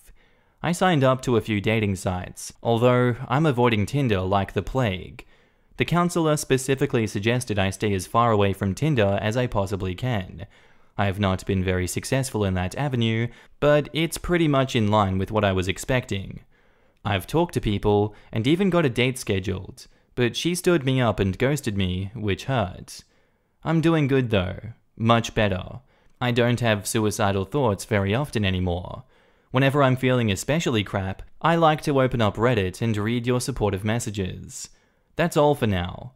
I'll probably start using this account on a more regular basis, so you may see more of me. And now in the comments, this makes me sad. Same, this isn't some great revenge in my opinion, but just sad all around. Like, this is Reddit, so I'm sure he got a bunch of hell yeahs, but it seems unhealthy as hell to bottle all of that up, pretend to go along with it for X amount of time, and then make a big F you speech at a wedding 3 to 4 years later. He had shitty family, he had a shitty ex and a shitty cousin. But I really don't see how getting up in front of a crowd of people and cussing them out is some amazing moment. If I was there, I would feel so awkward and think, wow, the couple getting married are real dicks, but also that guy giving the speech is in serious need of therapy. A healthy response would have been getting therapy right after the cheating and then cutting them out of his life. OP is from the UK. Our free healthcare was never designed to include mental health. There are services now, but they tend to be in the big cities. Often they're charity partnerships as opposed to NHS run. Getting a referral is difficult, as most GPs would rather put you on citalopram, if they take your depressive symptoms seriously at all. Once you do get referred, if you aren't actively suicidal, you will be treated as low priority. These charity services mostly try to give you a half course of CBT, literally half a course. 12 sessions are recommended, but you usually just get 6. Private therapy costs around £80 a session, if you're lucky enough to live in a big city with therapy practices. If you're in one of the many, many smaller towns, I wish you luck finding a therapist at all, never mind one as cheap as £80 a go. And if you're suffering that badly, chances are you're in a minimum wage, low contract hours job, and paying out half of your wage in rent alone. How do I know all of this? Bitter experience, and I'm one of the luckier ones. Seriously, I begin to assume that the people who reflexively recommend therapy on Reddit have never actually had to get therapy. Most people who need it simply cannot. Our next post is titled, I'm 37 female, unexpectedly pregnant. My husband, 35 male, wants an abortion and to keep it quiet. I'm not comfortable with this. What should I do? So here's the full story. Please be honest, yet gentle. I'm extremely emotional right now, and am on the verge of panic episodes. For some background, we're a childless couple, married for 8 years. We both did not want children when we met and got married. We're both pro-choice. I was always clear that I didn't imagine abortion being right for me if I accidentally got pregnant. although I respect and really support that each person should have the right to make their own decision in this matter. Over the past 2 or so years, I've felt differently and have openly shared my feelings of wanting a child in the future. We discussed it at length. Given the fact that we married based on both not wanting kids, we decided that I will have to be happy without them, or exit the marriage. And I've continued in our marriage missing kids, but with the promise of getting a small dog to fill the void. My husband agreed that it would be nice to get a small dog to fill that need, but has since been resistant and changed his mind. We do not have a small dog. I had the IUD implanted for birth control a few years ago, which is 99.9% effective. It worked like a charm for about 8 years. 2 days ago, I noticed that the IUD had mostly slipped out of my cervix and it came all the way out. We bought an over-the-counter pregnancy test and it came back positive. I made an appointment with an OB/GYN for Monday, yesterday, and it's confirmed. I have a viable, non-ectopic pregnancy, and I'm 5 weeks and 2 to 3 days along. I actually think conception occurred on or after the 2nd of the 8th, according to my ovulation schedule, and intercourse. I had an ultrasound as well as multiple blood tests, and everything is coming back looking fine and healthy. To add to the concern, I was off for all of August and drank alcohol almost every day. The OB/GYN let me know that there is an all-or-nothing mechanism, and that if there were complications from alcohol drinking, that I would have had a miscarriage already. He thinks that it's absolutely fine, and that it should not factor into whether we proceed with the pregnancy. He really emphasized this point multiple times. Now I'm having a terrible time, and would really appreciate your advice and insight. My husband wants to keep this all a secret and abort immediately, but I'm not comfortable with that. When we spoke about our feelings, I can understand his desire to abort and not have children. He, however, does not understand mine. Instead of listening to my feelings, he is constantly trying to convince and pressure me to abort. I feel so alone and scared. He's insisting that I not tell anyone, especially not my mum or any friends for that matter. I'm very close with my parents and really just want motherly or friendly advice right now. I've recently moved, and my closest friends are about 1.5 hours away. I just feel so lonely and pressured right now. My husband has shared that he feels resentment toward me. He says that I can just fix the problem by having an abortion, and that he has bad feelings towards me about this. When I tell him that this is not something I'm comfortable with, he just tries to convince me that I should do it instead of listening. Our communication is breaking down. This is all new, so I'm sure part of it is just shock and accepting the idea. We did not speak to each other last night for the most part, and I spent time in the bedroom while he spent time playing video games and outside in the yard. I think we needed that time to think and recover. I'm sure we also both need more time for that. Each morning before leaving bed to get ready for work, as he gets up before me, he gives me a kiss in bed. That didn't happen this morning. When he forgot something and came back to the bedroom to grab it, I asked about the missing kiss, and he reluctantly gave me one. It was forced and not nice. I would hate for our lives to be torn apart. I love him and really enjoy his companionship. I don't think that he'd stay in a marriage with a child, even though when and before we got married, we clearly discussed divorce, went to couples therapy to develop a good communication base, and decided that we would not divorce unless it was absolutely vital. Abuse, cheating that can't be resolved, etc. He mentioned that he felt that I was choosing to have a baby over our marriage. Is this unfair? I can see how he can say that, and it makes sense. In the same breath, I also made it clear that if I were to accidentally get pregnant, I would not consider abortion. This isn't a surprise either. He's constantly bringing up drinking and saying that the kid will have issues. He's not willing to hear that it's going to be fine since the alcohol consumption was early in the pregnancy. Am I kidding myself believing the doctor? I need advice. Should I listen to his wishes and continue to keep this a secret? What should I do about this pregnancy? I just think that I may have trouble living with myself if I went through with an abortion. Am I being unreasonable? Is he being unreasonable? I appreciate your advice. And note, unfortunately, my insurance does not cover couple and relationship therapy. I have made an appointment to speak with a new therapist for tomorrow after work. I'm going to suggest that he do the same. And now in the comments, this is a no-win situation. He can't force you to get an abortion, and you can't force him to want this baby. Basically, you do have to choose, and if you choose him and abort, you're going to grow to hate him. If you choose the baby and divorce, you have a long, hard road ahead of you. And OP replies, "Thanks for your comment. I appreciate it. It sounds like you agree. It's a terrible situation and will end with heartbreak or ache either way. For what it's worth, I grew up in a single-parent household, and I'm a better person because of it. My dad was hardworking, honest, loving, and we always knew that we were his priority. Being a single parent is tough, but not impossible, and your potential children will learn independence because of it. You cannot force him to be a dad. He cannot force you to get an abortion. That said, you have to make a choice of which one you're willing to live without, because I doubt seriously that you can have both." And OP replies, "Agreed. Thanks for saying that. It's a dose of reality that I need to hear. I wish I could have both, but I also doubt it. I'll have to give which I'm willing to live without a lot of thought. Best of luck.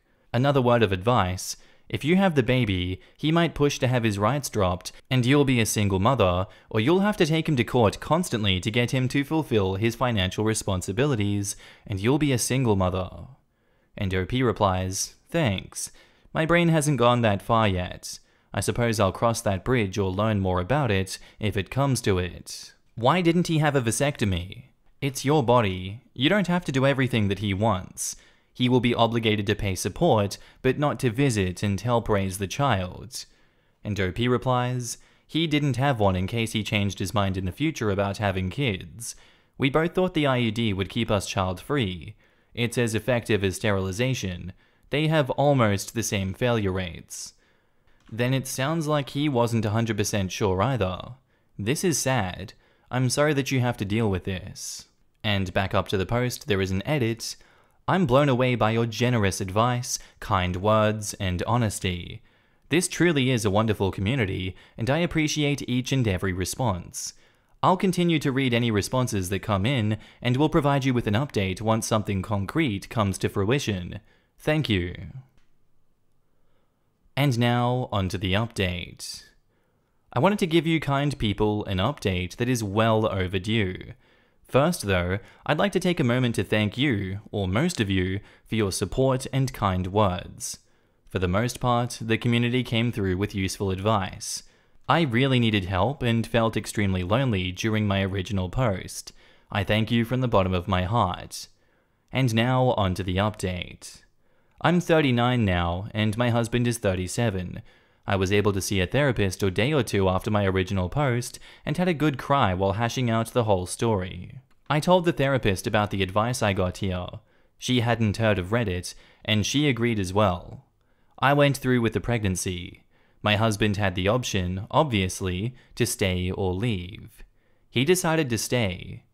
Not only did he decide to stay, but he's the happiest he's ever been in his life. Reminder, we were a childless couple and did not plan on ever having kids. Our daughter has brought so much love into our hearts that we are both amazed. I see the world in a different way now that I have her. He loves our daughter with every bit of himself. Amazingly, my love has grown for this man. He has told me that she has opened up parts of his heart that he never knew was there. I understand what he means. The happiness that I feel is beyond words. Both my husband and I are so thankful that we had our daughter. We talk about it every month or so, and can't believe how much we would have missed out if we didn't have her. To top it all off, we've decided to have another baby. So thank you, Reddit. Your support helped me through a difficult time. I hope that those of you that took the time to comment on the original post see this update. And now in the comments, I did not see that ending coming. Very happy that it ended that way. Right? I was pretty angry for OP, reading that he didn't want her to get support from her mother or anyone else, and blamed her when he couldn't have just gotten a vasectomy. It's not her choosing the baby over him, it's him choosing to burden her with the results of not getting a vasectomy. I'm really glad that it worked out for them, even though I was not expecting that. Excellent point about the vasectomy. A smart man would have gotten one immediately following the "I want a baby but will settle for a dog" conversation. I personally started disliking the guy when he also put the kibosh on getting a dog. I'm also pleasantly surprised that Dude Bro somehow morphed into a doting father. However, it does make me wonder how much of this intensely negative response might have been due to childhood trauma. In any case, things are clearly looking up for them, and it's always good to see that. This ended happily, but please, if you do want kids, don't be in a relationship with someone that doesn't and hope they change.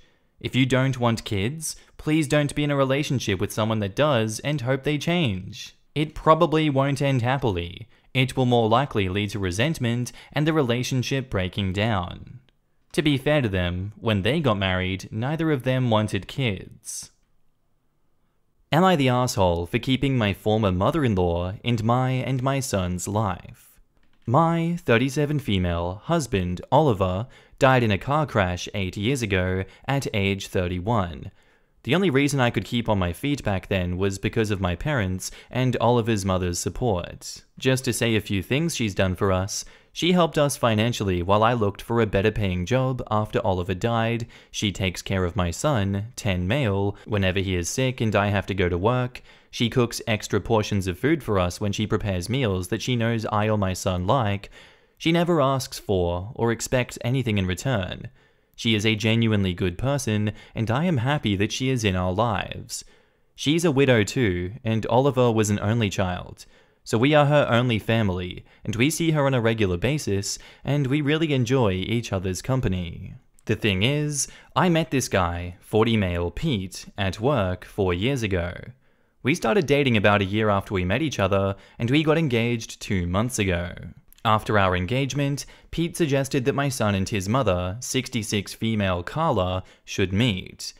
I thought that it was a good idea since they would spend time together after we got married. Carla and my son have met 3 times this past 2 months, all of them at Pete's house for dinner. Pete and I were there too. Last time was last night, and it all went down. Since the moment they first met, Carla has been really pushy, trying to force a bond between them, giving him presents, asking him to kiss her hello and goodbye, even if my son looked uncomfortable. So yesterday, I politely asked her to stop doing that. She told me that I was being very rude to her, and that maybe I should help her by teaching my son to treat her as a grandmother. I told her that I don't have to teach my son to do anything, and that he would come to see her as a grandma when and if he wanted. She scoffed and said that would never happen if we kept seeing my dead husband's mother, and suggested that we should stop seeing her since having 3 grandmas would only confuse my kid. I was shocked, and I said I would never kick Oliver's mom out of our lives. First of all, cause she's my son's real grandma, and he adores her, and that should be reason enough. And second of all, cause she's a good person, and I want her in our lives. I took my child and left Pete's house. Pete called me later last night and told me that I had been really rude to Carla, and I should apologize. That she only wants to have a grandma-like relationship with my son. I told him I would like that too, but I'm not shutting Oliver's mom out. Then he says that I'm being very unreasonable, and that my relationship with my former mother-in-law is unhealthy, and that I'm blinded by my emotions. I'm actually rethinking our whole relationship and engagement. Am I the asshole? OP has offered the following explanation for why they think they might be the asshole. I refused to break all contact with my former mother-in-law when my future mother-in-law asked, and I might break my engagement to my fiancé if having to kick my former mother-in-law from my life is requested of me to go on with the relationship.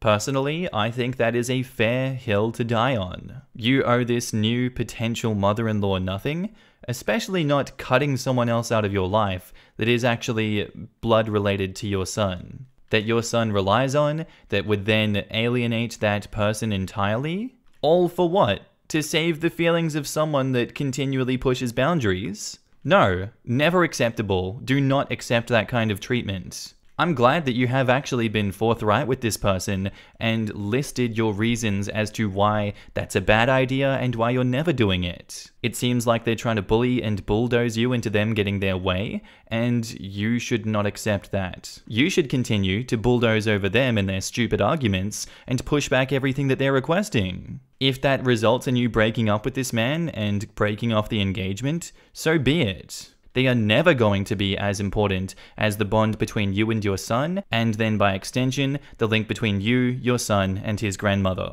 Definitely not the asshole in this situation. Now in the comments, not the asshole. Your fiance's mother is wildly inappropriate. First of all, you don't force a child to bond with someone. It either comes naturally or it doesn't. Second, you would be a giant asshole if you cut ties with your child's bio grandmother simply because you were getting remarried. Unless your former mother-in-law did something wrong, you have no reason to cut ties. In fact, I'd go as far as to say that it might be damaging to your child. Right?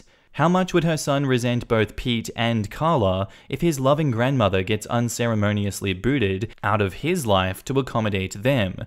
And what kind of psycho thinks an emotional bond can be forced in 3 dinners? You say that you're rethinking your whole relationship and engagement? As you should be. Tell him how much she means to you and your child, and that she'll have a permanent place in your lives. Make your decision based on his response, and trust your instincts, not the asshole. I'm going to second this. Your fiancé is showing a lack of maturity and a concerning need to dictate other people's relationships. For the sake of your son, and so that you can find a healthy relationship, but bail now. My guess is that if you were to accept this line of reasoning, separate from the worlds of harm you would do to your son, you would quickly find that Carla got to make a lot of decisions about your relationship, and that Pete would object to any attempts to teach your son about his father. And now, onto the update. I second-guessed myself, cause Pete has always been a very understanding person. Any conflict or disagreement we'd had, we could solve it by talking, and he was good in getting my point of view. That's why I thought that maybe I was actually overreacting here, cause it's so unlike him to make me feel like I've done something unexcusably wrong. That, and the fact that Carla was actually crying when I left Pete's house last night. The kisses thing. I agree that forcing kids to display affection to people they don't actually like is wrong. However, Carla asking him to kiss is not as creepy as some people think of it. Let me explain. I'm actually from a country in southern Europe. Portugal, Spain, Greece, Italy, you guess. And greeting people with 2 kisses, 1 on each cheek, is the norm here. Even people you've just met. I hated having to kiss grown-ups that I barely knew when I was a kid. I don't even like it now. I thought we'd gotten rid of the kisses with the pandemic, so I never forced my son to do so. But it can be viewed as extremely rude if you say to an adult that you won't talk to your kid to kiss them if the kid doesn't want to. So the first time I didn't stop Carla from greeting my son with 2 kisses because I didn't want to make a bad impression. I know, my bad. But I thought she wouldn't stop asking my son to greet her that way when she saw that he didn't like it. I was wrong, and that's why I told her so last night. Also because she insisted that my son said thank you to her with a kiss for the gift that she had just given him, a Yoshi plushie because she knows that it's his favorite Mario character. She was extra offended because of that. Edit to add, all the English names here are fake, obviously. I'm clarifying since I came out as a Southern European. Pete has a sister who doesn't want to have kids. That's her choice, and that should be respected. Carla has always dreamt of being a grandma, so she was ultra desperate to be liked by my son. I didn't write this in the original post because of the character limit, but when Pete called me last night, I told him that I'm sorry for his mom, but being a grandma is not a right, and it's not his sister's responsibility, nor Pete's, and definitely not mine or my son's. He said he couldn't believe that I could have this little empathy. I'm off to Pete's house in 15 minutes. I'll write the last update tomorrow, but I'm determined to end the relationship if he hasn't changed his mind. Let's hope he has. Update. I broke up with Pete last night. I am still a bit shocked about everything that's happened in the past 48 hours, and I don't exactly remember how the conversation went, but he said some really hurtful things to me that I would have never expected him to say. It's like the man I've known for years and the man that I've had to deal with for the past 2 days are two completely different people. I'm heartbroken and I feel a bit stupid right now. I'm not sure if all the signs were already there and I couldn't see them, or if he just didn't care about our past issues as much as he did for this one, or if his expectations about me changed the moment we got engaged, like someone suggested as a reply to this comment. We started talking, and I can already see that he hasn't changed his mind at all. One of the first things he does is insisting on me apologizing to his mum. It only got worse after that. I say I'm not apologizing for what I said, and absolutely I wasn't cutting ties with my mother-in-law. Some of you had an issue about me calling her my former mother-in-law. I just meant that after Oliver died, there's just not any law that keeps us together. But of course she is a fundamental person in my life, and she will always be my family, and most importantly, my kid's grandma. He then again said that I have such an unhealthy relationship with that woman because it's based on mourning. I defended myself, saying we were already close before Oliver died, and that of course we found support and comfort in each other after he died. How dare he say that's unhealthy? I insist that kicking her out is out of the question, and that she is staying in my and my son's life. He can either accept it or get out of my life.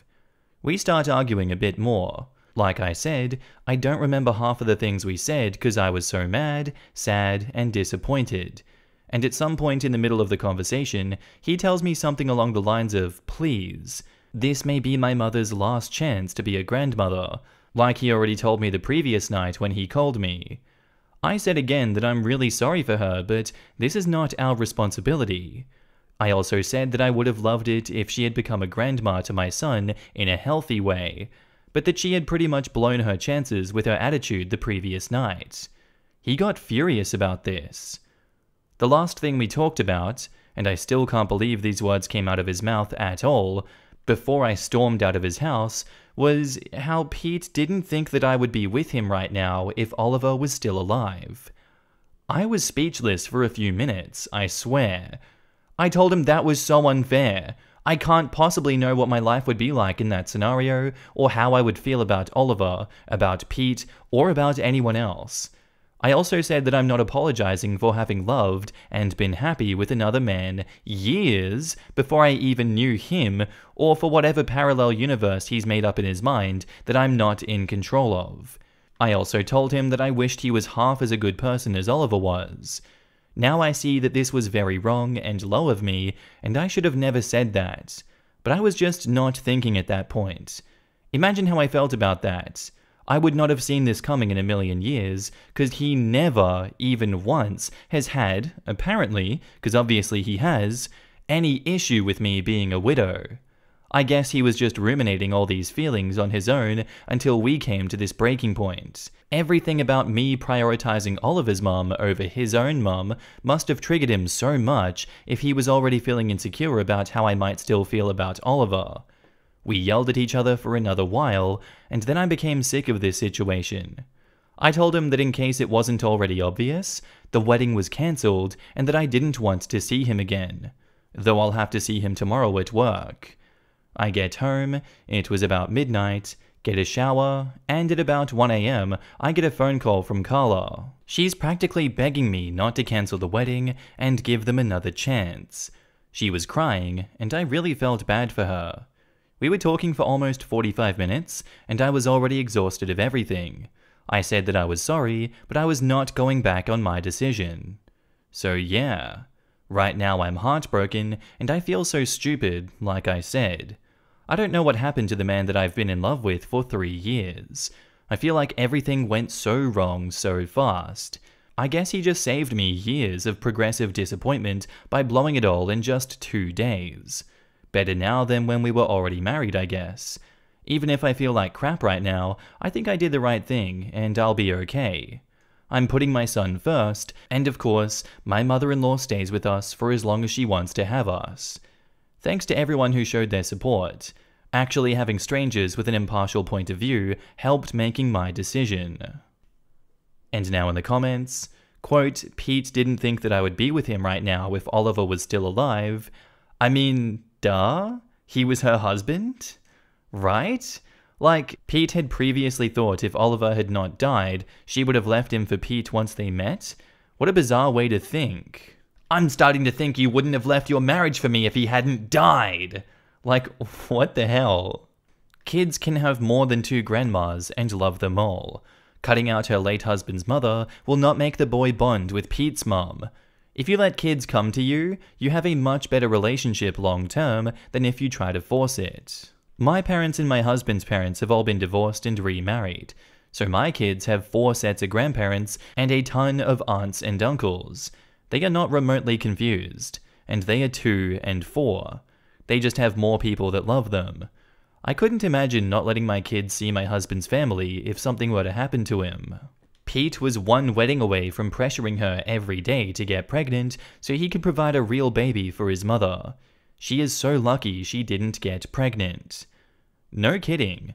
If that had happened, I guarantee OP's son would be shoved to the side and ignored. Like, what kind of sociopath do you have to be to insist that you're the new man in someone's life, and you have a mother that your stepchild's biological grandmother he already has a relationship with needs to go? Like there's only a certain number of family member slots, and she's taking the one that you're entitled to? Unexposed is titled, Am I the asshole for telling my friend that he shouldn't come crying on my shoulder if his girlfriend breaks up with him at some point? So me, 29 male, and my friend Troy, 29 male also, knew each other from high school. We were very close and good friends. This friendship continued even after we graduated 10 years ago. Troy and I are a part of the same friend group that consists of 8 people. Some of us are single, others have partners. Due to busy schedules, we try to gather once a month to do something fun together. We always try and plan the activities in such a way that everyone invited could have fun. Of course, we don't mind other people to come, as long as they behave like normal adults and don't cause problems. 2 years ago, Troy started to date this girl Molly, 24 female, and I was super happy for him because he was getting kinda depressed that he was still single in his 20s, and how others are in a relationship while he sits alone at home. Note, I always made time for Troy. Doesn't matter if I was in a relationship or not. Initially, I liked Molly. She's kinda shy, but we managed to get her to relax in our company. Last year, however, I noticed something strange was happening.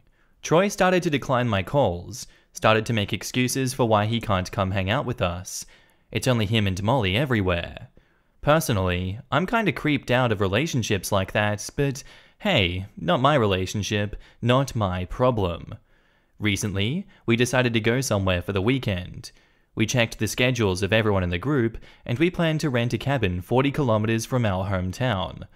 I wanted to invite Troy and Molly. I called him, and he, again, made some stupid excuse as to why he couldn't attend. I rolled my eyes, said, okay, whatever dude, and hung up. We went without him because we already reserved the cabin. The problem? 4 days ago, Molly called me. She told me that all of us are terrible people for excluding Troy like that. She proceeded to berate me for 2 minutes about how I should stop hating, Lamau, that Troy is in a relationship and I'm single. I told her to put me on speaker because I knew that Troy was close to her. I told him that he's not a man if he lets his girlfriend fight his battles, and he could have called me personally, or met me so we could solve this matter. I also told them that if Molly breaks up with him, he can forget about having sympathy from me, and he shouldn't come to cry on my shoulder, and I hung up. Troy texted me 3 hours later, saying that I was rude towards him and his girlfriend, and he wants me to apologize. I said that I'm not apologizing to anyone. I also told them that I know this is his first relationship in a long time, and I totally understand that his girlfriend comes first. However, he forgot that he has friends during this time. Troy insisted that I'm still the asshole because of what I said. Am I the asshole? And edit, since I've been asked multiple times, yes, Molly knew about the invitation. A girl from our friend group has her number and called in front of me to confirm whether they are coming or not. Just from an outside-in perspective, these two are giving me really bad vibes. I honestly very much agree with you here that this was Troy's battle to fight, not Molly's to come and ring you and start berating you. If he had a problem, he should have called you to sort this out, not had Molly call him while they're both riled up, ready for an argument together. That's cringe. That's not how you fix situations like this. That's how you alienate yourself from your friend group that's just trying to do right by you. Troy made up a stupid excuse to not come with you guys to the cabin. All you said was, okay, whatever, dude. And like you said in the edit, it's not like Molly didn't know this was happening. So her calling you and berating you for 2 minutes about how you shouldn't exclude Troy like that is so dumb. It's obviously such a lie. Honestly, I don't blame you for saying what you said to Troy like that. And if you go low or no contact, I feel like they've deserved it. I'm gonna go not the asshole on this one. And now in the comments, but you didn't exclude him. You invited him. He said no. What were you supposed to do? Not go just because he wouldn't? Not the asshole. He obviously told her one thing and you another. And OP replies, yeah, this strokes a nerve with me too. This story is so weird. He declined, and then his girlfriend calls you to say that it's wrong to exclude him? A logical reply would have been, what do you mean? He was literally invited and then declined. Instead, you did this whole speakerphone thing. Are you omitting things here? Because none of this makes sense. I'm with you there. The first thing I would have said is, I called him and invited you both, but he said insert reason and said no. So why didn't OP say any of that? It sounds like Molly didn't even know she was invited too. And OP replies, no, I'm not omitting anything. I tried to tell her to calm down and listen to me, but she continued to berate me, and then I just snapped.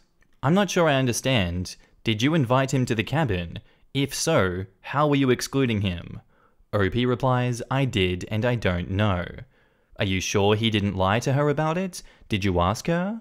And OP says, for this particular case, no.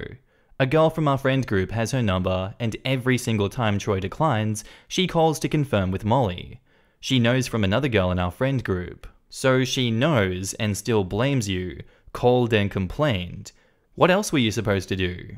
Something is really off. You're not the asshole. You invited him and he declined. End of story. And OP replies, I know something is wrong. I don't want to blame Molly, but ever since Troy started dating her, I can't recognize him. He doesn't call, avoids gatherings with friends, makes promises but doesn't keep them. I mean, I get it. It's been 6 to 7 years since he last dated, and I know that he's fixated to make a good impression on Molly, but for Christ's sake, you have friends, dude. And now, on to the update. Hey Reddit, I'm thankful to all the people who actually took time to read and comment. For them, I do think I owe them an update. So I decided to meet up with Troy today to see what the hell is going on. I texted him that I wanted to see him face to face and to talk like men. He agreed, and we decided to meet in the nearby park. He brought Molly with him, which kinda pissed me off, but whatever. As we talked, things became clear as a bright summer day. I still laugh when I think about it because this is some next level BS here. Molly and Troy were both in on this. Molly called me because Troy made her do it. They confessed the whole thing. They made a plan to make me the bad guy because, I don't know. They couldn't explain to me why they decided to do that. Troy told me that he didn't appreciate the jokes that me and others were making when Molly was with us. None of the jokes were directed towards Molly or him, but he was not feeling okay with them. I asked why he never said anything about it. Why stay silent? Troy said that he was too ashamed to tell us this.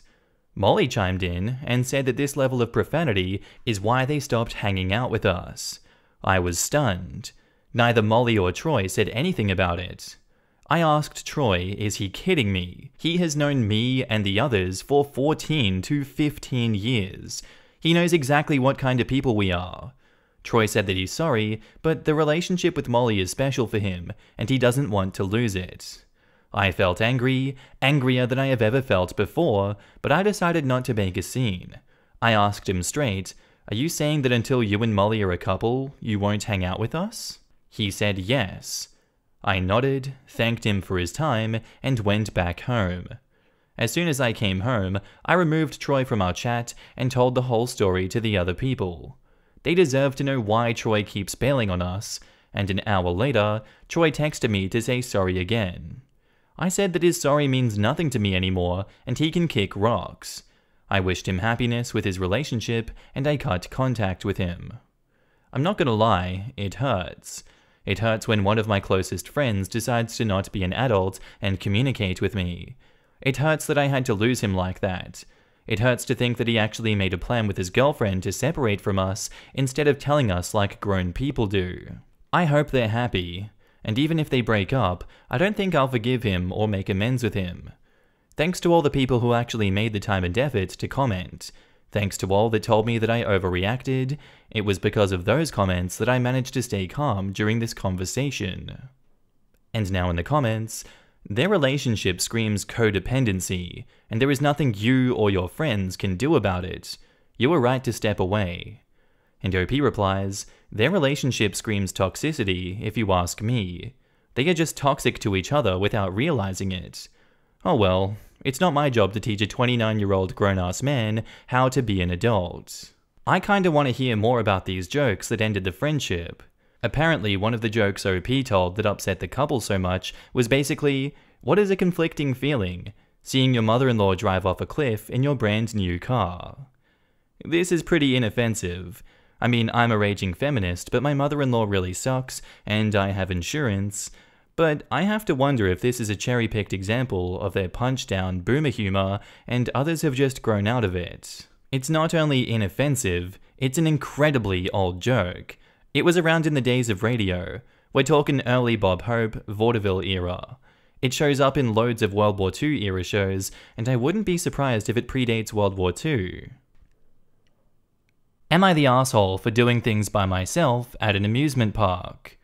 So last weekend, my 32 female husband Sam, 32 male, and a few of his friends and spouses arranged to go to an amusement park. I'm not a huge fan of loud, hot, crowded places. I find it overwhelming. Moreover, I could not go on the thrill rides as I recently had surgery and have very high blood pressure. Sam convinced me to go to connect with his friends. When we came, their itinerary was a tight schedule of all thrill rides. The first ride was a roller coaster. I was in line as a placeholder for a person. One friend, Jake, collected everyone's phones and put it in his bag. I tried to tell him that I couldn't go on the ride, but it seems I was unclear. I didn't want to make a fuss for this one ride, so I gave him my phone. When the person returned, I got out of line and waited at one of the 2 exits, as they would meet me there.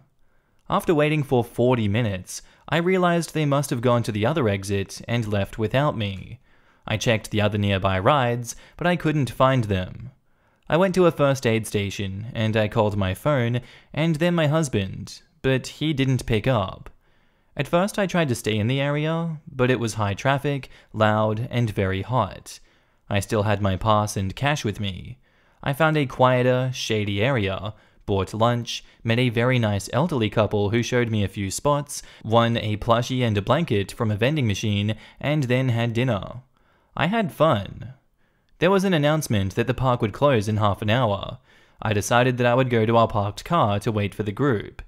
30 minutes later, one of Sam's friends, Nancy, found me next to the car and dragged me to the others. They were furious because they had been frantically looking for me for the last half an hour. OP has offered the following explanation for why they think they might be the asshole. I wandered around an amusement park on my own, and I didn't tell the group where I was, making them try to find me for 30 minutes at night. And now in the comments, they had only been looking for you for half an hour? After it was their fault, or at the very least your husband's because he knew that you couldn't go on any roller coasters, that you didn't have your phone, and then left the ride without you. Not the asshole. I'm glad you found a way to have fun. Whoa, whoa, whoa, Miss Lippy. The part of the story that I don't like is that the little boy gave up looking for Happy after an hour. He didn't put up posters or anything. He just sat on the porch like a goon and waited. That little boy's gonna think, you got a pet, you got a responsibility. If your dog is lost, you don't look for an hour and then call it quits. You get your ass up and you find that effing dog. Quote from Billy Madison, if you guys didn't know. Not the asshole. Sounds like you were alone for most of the day, but they only went looking for you in the last 30 minutes? They seem to have no problems leaving you after the ride, and I'm surprised that Sam apparently had no problems with you being fully no contact in an amusement park for the entire day recently after a surgery. I would at least try to check in with my wife, even if she was just fine doing her own thing. And OP replies, "We arrived there in the morning. There are long lines for the most anticipated thrill rides. I only had an abdominal hysterectomy, so while I can't lift heavy things or walk a lot, I'm mostly fine." Edit, the surgery was almost 2 weeks ago. You only had an entire organ taken out of your body and can't do, like, basic stuff, like walking or lifting things. I honestly think that you're being way too easy on them and dismissive of your own health here. And that's on top of the very high blood pressure that you said you had, and that's likely to be made worse when you're in a stressful situation. Not the asshole, and I'd say everyone sucks here for all of them, but that would imply you as well, which isn't the case. Your husband decided to drag you along to bond with the others, despite it not being your thing. He just ignored your wants there. Then when it came to actually bonding with the others, they just left you? I mean, it wouldn't be too hard for them to exit, not see you, and then check the other exit, and that is 100% what they should have done, without taking your phone in the first damn place. Then they just left without worrying about you for half an hour before the park closed? And ignored the phone when they should have known that it could have been what you might use to get in contact with them, and not even like put out an announcement to try to find you or anything? They were a bunch of selfish jerks, and then trying to turn it around on you, and Sam needs a serious wake-up call, honestly. If no one else cared, he needed to, even without the had surgery and high blood pressure thing. And OP replies, "They just genuinely forgot I was there. It was a large group that frequently hang out together, and I don't go on these sort of outings, so it makes sense." If they forgot you were there for several hours, how can they possibly be mad at you for doing your own thing? OP replies, "I made them angry because they had to look for me at the end of the day." My question is, why are you still with the man who never loved you? And just for some context, that's going to be the story that I read next after this update. And OP replies to that, "Because I trapped myself. My lawyers and IA told me that. I was an idiot and set up everything after we were married, entangled us in absolutely everything, and if I divorce him now, not only will he get half of everything I've ever made, but he will get lifelong alimony to make up for his loss of lifestyle. My medical trust will be split in half because I was an idiot. Everything. I always thought that I would live to my 60s. I planned for an early retirement and high medical costs. I poured all the years of my life into that. I found out that I am in absolutely terrible health and will likely die in 15 years. I had to take time off work, and it doesn't look like I can return because I simply cannot maintain a 70 to 80 hour work week anymore. I will be working to my death. If I divorce him now, the courts see that, despite my chronic illnesses, I was able to maintain a high-paying, incredibly intensive job. My lawyer said I should wait it out for at least 6 months, preferably a year, to show the physical toll of working and my chronic illnesses in order to argue against lifelong alimony and an even split of at least some accounts.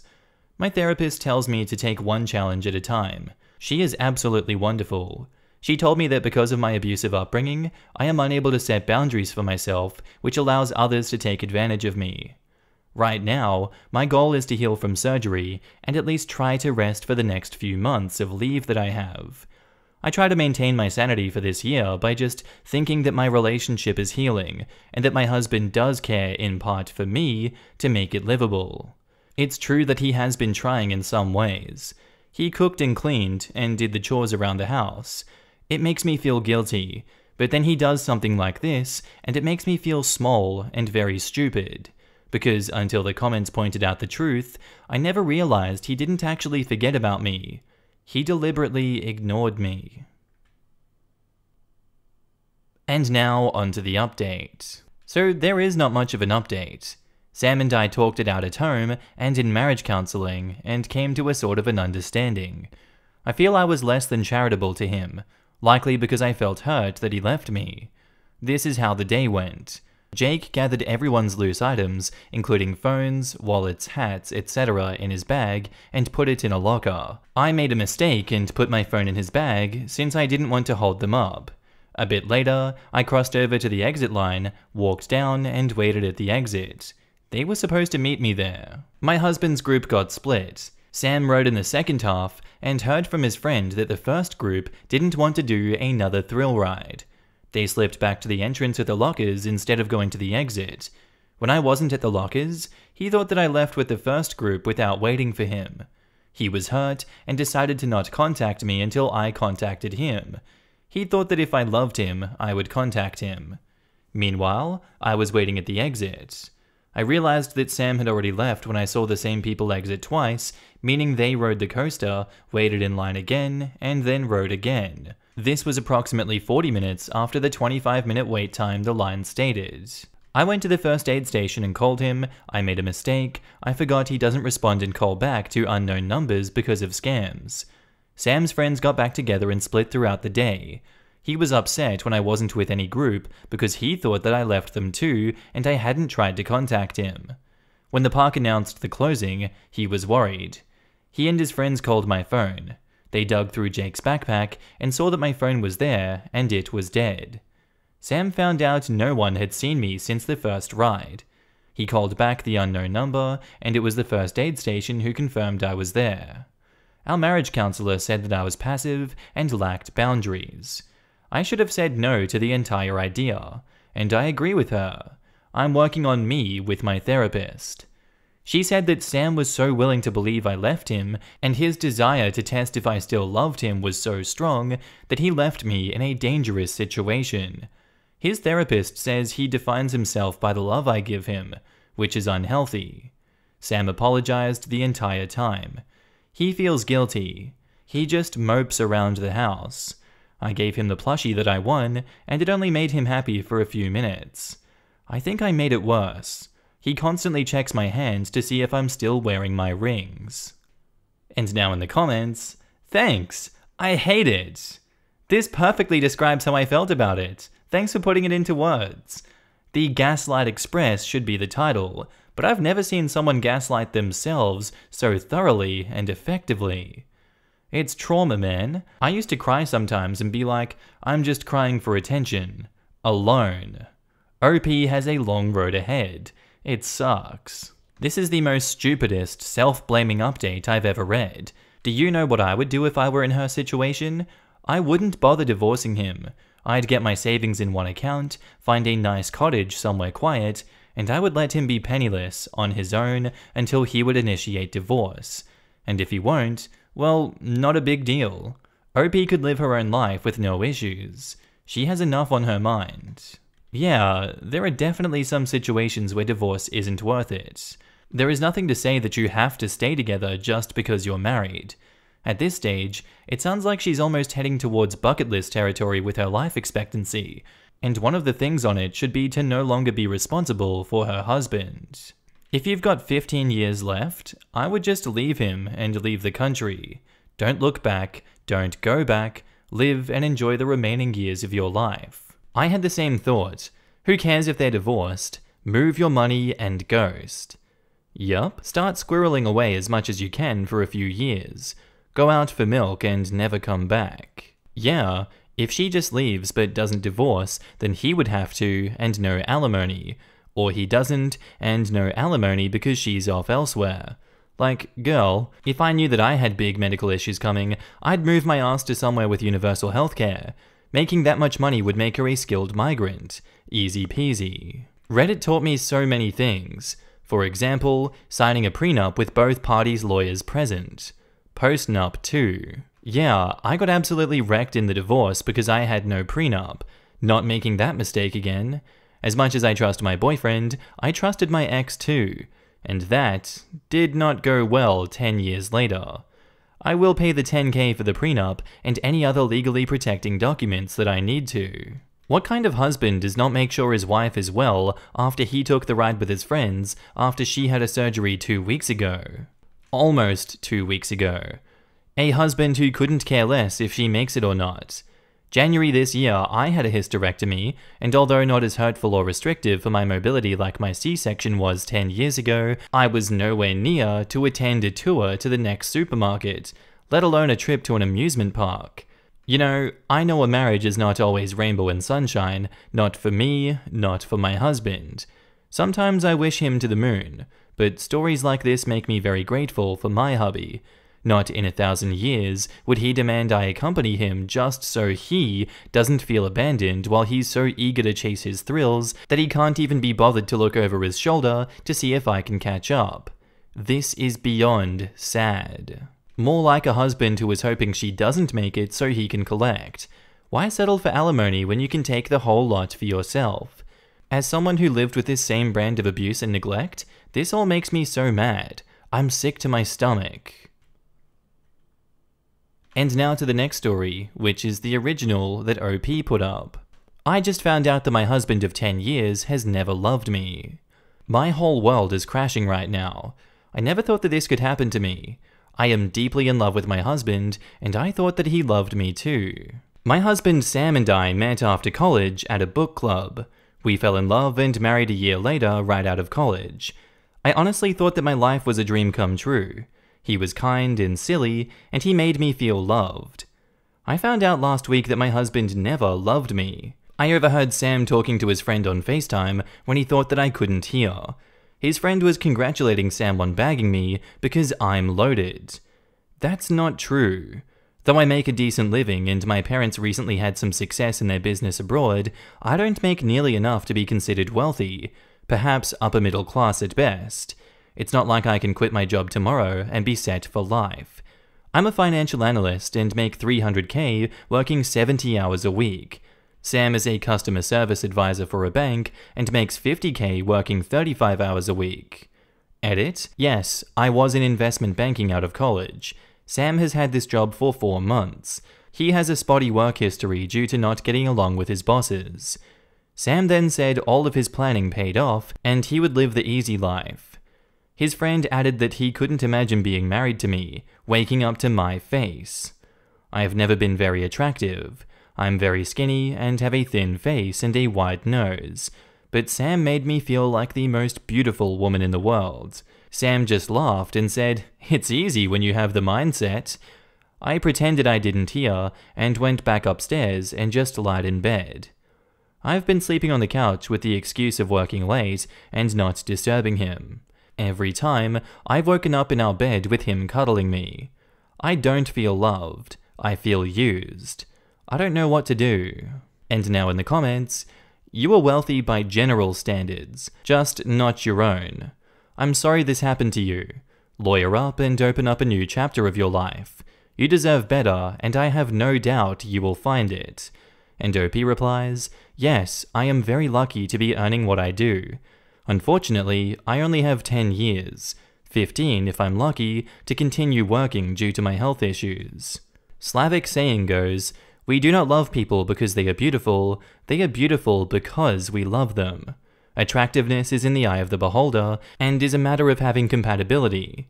Your spouse is a cold and callous person, and has been using you because of who he is, and not because you don't merit love and respect. It is not because you're unattractive, it's because he is not a good person. This is not because of you, but this is about him. While this is traumatizing, you need a good lawyer and divorce his ass. Seek therapy to undo the emotional harm. Unless you're okay to be in a marriage as a form of dishonest prostitution, I personally would not choose that, and you have the power of choice too.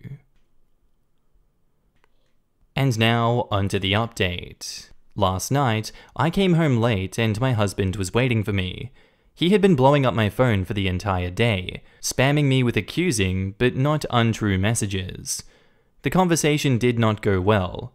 He accused me of avoiding him, which was true. I just couldn't look at him. I used work as an excuse. He said I was withholding affection from him. He also accused me of being unfaithful to him, which was never true. I have a new coworker who just started approximately 2 weeks ago, and Sam was convinced I was having an affair with them. I told him I didn't even know that coworker. How could I have an affair? I finally told him about what I overheard and how hurt I was. His response was to deny ever having that conversation and deny ever saying anything. He told me that I probably misheard something or hallucinated due to stress. I received several very helpful messages about a post that my husband might have made, though some of the details don't match up. Most of it does, like our salaries, the time we've been married, the couch thing, and I asked him if he wrote the Reddit post. He told me that he doesn't do Reddit, but didn't outright deny making the post, and asked me what I was doing on my phone all day for the past few days, which was reading all of your messages on this throwaway. I told him that, and he looked incredibly upset. I told him that what he did really hurt me, and he still insisted that it never happened. I asked him if he ever loved me, and he said, "Don't be stupid. Of course I do. You're the one cheating on me." I told him I never cheated on him, and it felt like the conversation was going in circles. I brought up the possibility of a postnup, and he scoffed and said that he didn't want a divorce. If I tried to divorce him, he had a right to a lot of alimony. That part is true. Our state has strong alimony rights for spouses with salary differences. He only had his job for a few months, and it's the highest paying one he has had. He said, "Who's going to take care of you when you're sick if you try to divorce me?" I asked him if he had ever lied to me or hid things from me, and eventually he admitted that the way that we met wasn't an accident. He knew who I was and that I would be there, and pretended to stumble into me as an excuse to make conversation. I demanded counseling as a first step, and to my surprise, he agreed. At that point, I was getting a splitting headache, not a migraine, which I also get often. I went to bed, and he gave me a glass of water and medicine, and we just didn't bring it up. I took today off work because I feel burnt out. I don't feel like anything is resolved. Now I doubt myself and everything I heard. If I truly didn't hear that, then I blew up my marriage for nothing. If he did say that and he's capable of lying for 10 years, then why would I stay with him? At least we're getting marriage counseling and therapy for myself. And now in the comments, don't let the alimony scare you from a divorce, if that is what you want. It's a small price to pay for your mental health and dignity. It really is worth it. And if they were married for 10 years with no children, the duration of the alimony probably wouldn't exceed 5 years. I would look into an annulment under fraud if that's possible. There are time periods for that though. A decade-old marriage wouldn't apply. It has nothing to do with how long the marriage lasted in a fraud annulment. It would start the clock at when the fraud was discovered.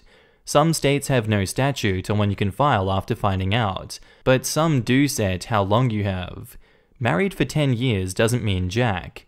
She didn't know 10 years ago. She found out a few days ago. Quote, eventually he admitted that the way we met wasn't an accident. Looks like he's using the trickle truth tactic. You confronted him about some posts, and he straight up accused you of cheating. That seemed like gaslighting. Then the convo just went in circles. He's trying to take the blame off of himself, saying that you were hallucinating? Come on. Sounds like a bad 70s storyline. Sounds like textbook abuse and manipulation.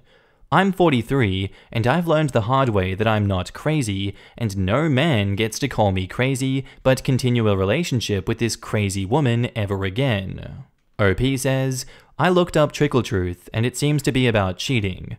I've never been unfaithful, and until now, I had no cause to doubt his fidelity either.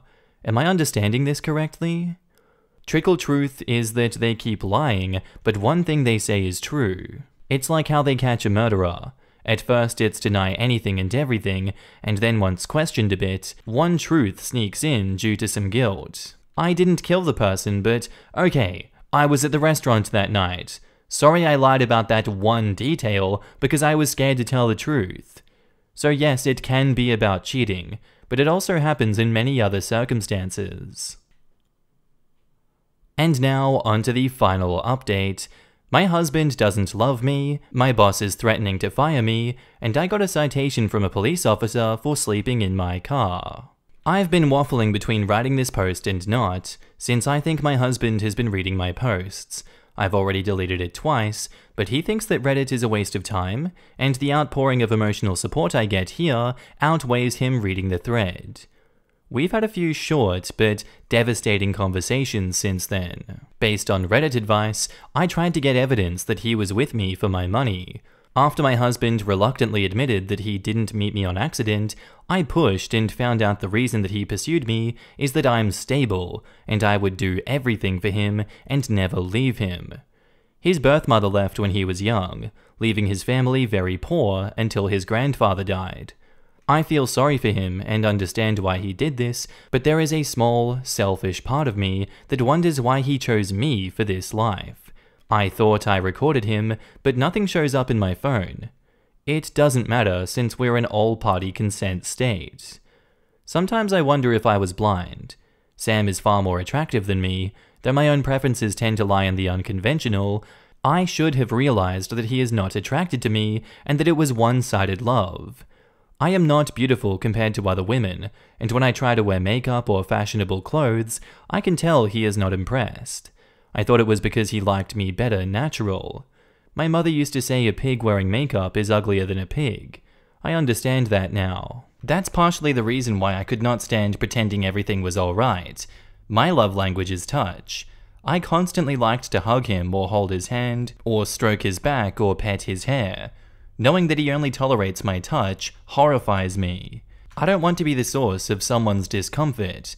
I am also ashamed of being so vulnerable, knowing that he hates who I am and the way I look, knowing that he has seen me in my most vulnerable moments. I don't want to be a burden. After one night where I locked myself in the bathroom and slept in the bathtub, he hasn't been moving me from the couch.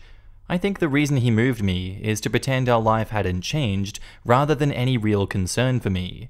That's why he complained about me withholding affection.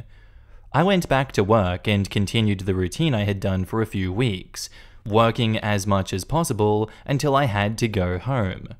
I cried a lot at work. I passed out at work one day, and when I woke up, my boss told me to go home. He was angry. I tried to drive home, but I still felt woozy, so I parked the car and fell asleep. I was awoken by a police officer who gave me a warning for sleeping in a car. Apparently that's a red flag for DUIs. I drove home and Sam was furious. He somehow had known that I was sent home early. He demanded to know who I was with, and I told him the truth. Sam has been sweet to me since. He hasn't taken off work, and he only really does about an hour of real work a day, which strangely makes me envious of my own husband. Sam has been making sure I rest, making all our meals, and doing the chores. My work has demanded that I take off at least 2 more weeks of sick leave since my episode at the office. However, they are also simultaneously making me do work and implied that my performance bonus will be impacted by my stunt. If I divorce my husband, the consequences will be beyond me losing the love of my life. My parents will cut me off from our family. They will not let me see my grandparents ever, who are in very delicate health. My grandparents raised me as a child when I was sent back to live with them in our home country. My family would not be surprised if Sam divorces me. My parents even told me at our wedding that he will leave me and that I should have married the man that they arranged, who wanted me for my citizenship. I will not have any support. And now in the comments, first off, I want to make sure that you know you are not the problem. It's not your fault your husband has been using you. It's not your fault your parents feel the way they do. Things aren't looking great right now, but it'll get better. If your parents cut you off over getting out of a miserable relationship, they shouldn't be in your life in the first place. Believe it or not, you'd probably be happier without them, although they may not actually go through with cutting you off. Most wouldn't. They use threats more as a device to manipulate you. I don't think they would truly do it. Your job will be okay. Just hang in there and work hard, and eventually they'll forget about it. They are being ridiculous already. They need to get over it. Things happen. Try to do what is best for you. It is way harder to help anyone when you aren't taking care of yourself, you know? You'll have to make some difficult decisions, but do what is best for you, and everything else will fall into place. And that's where I'm going to end this one for today, guys. I do hope you enjoyed. If you did, let me know what you thought of it down in the comments below, and I'll see you in the next one. Bye.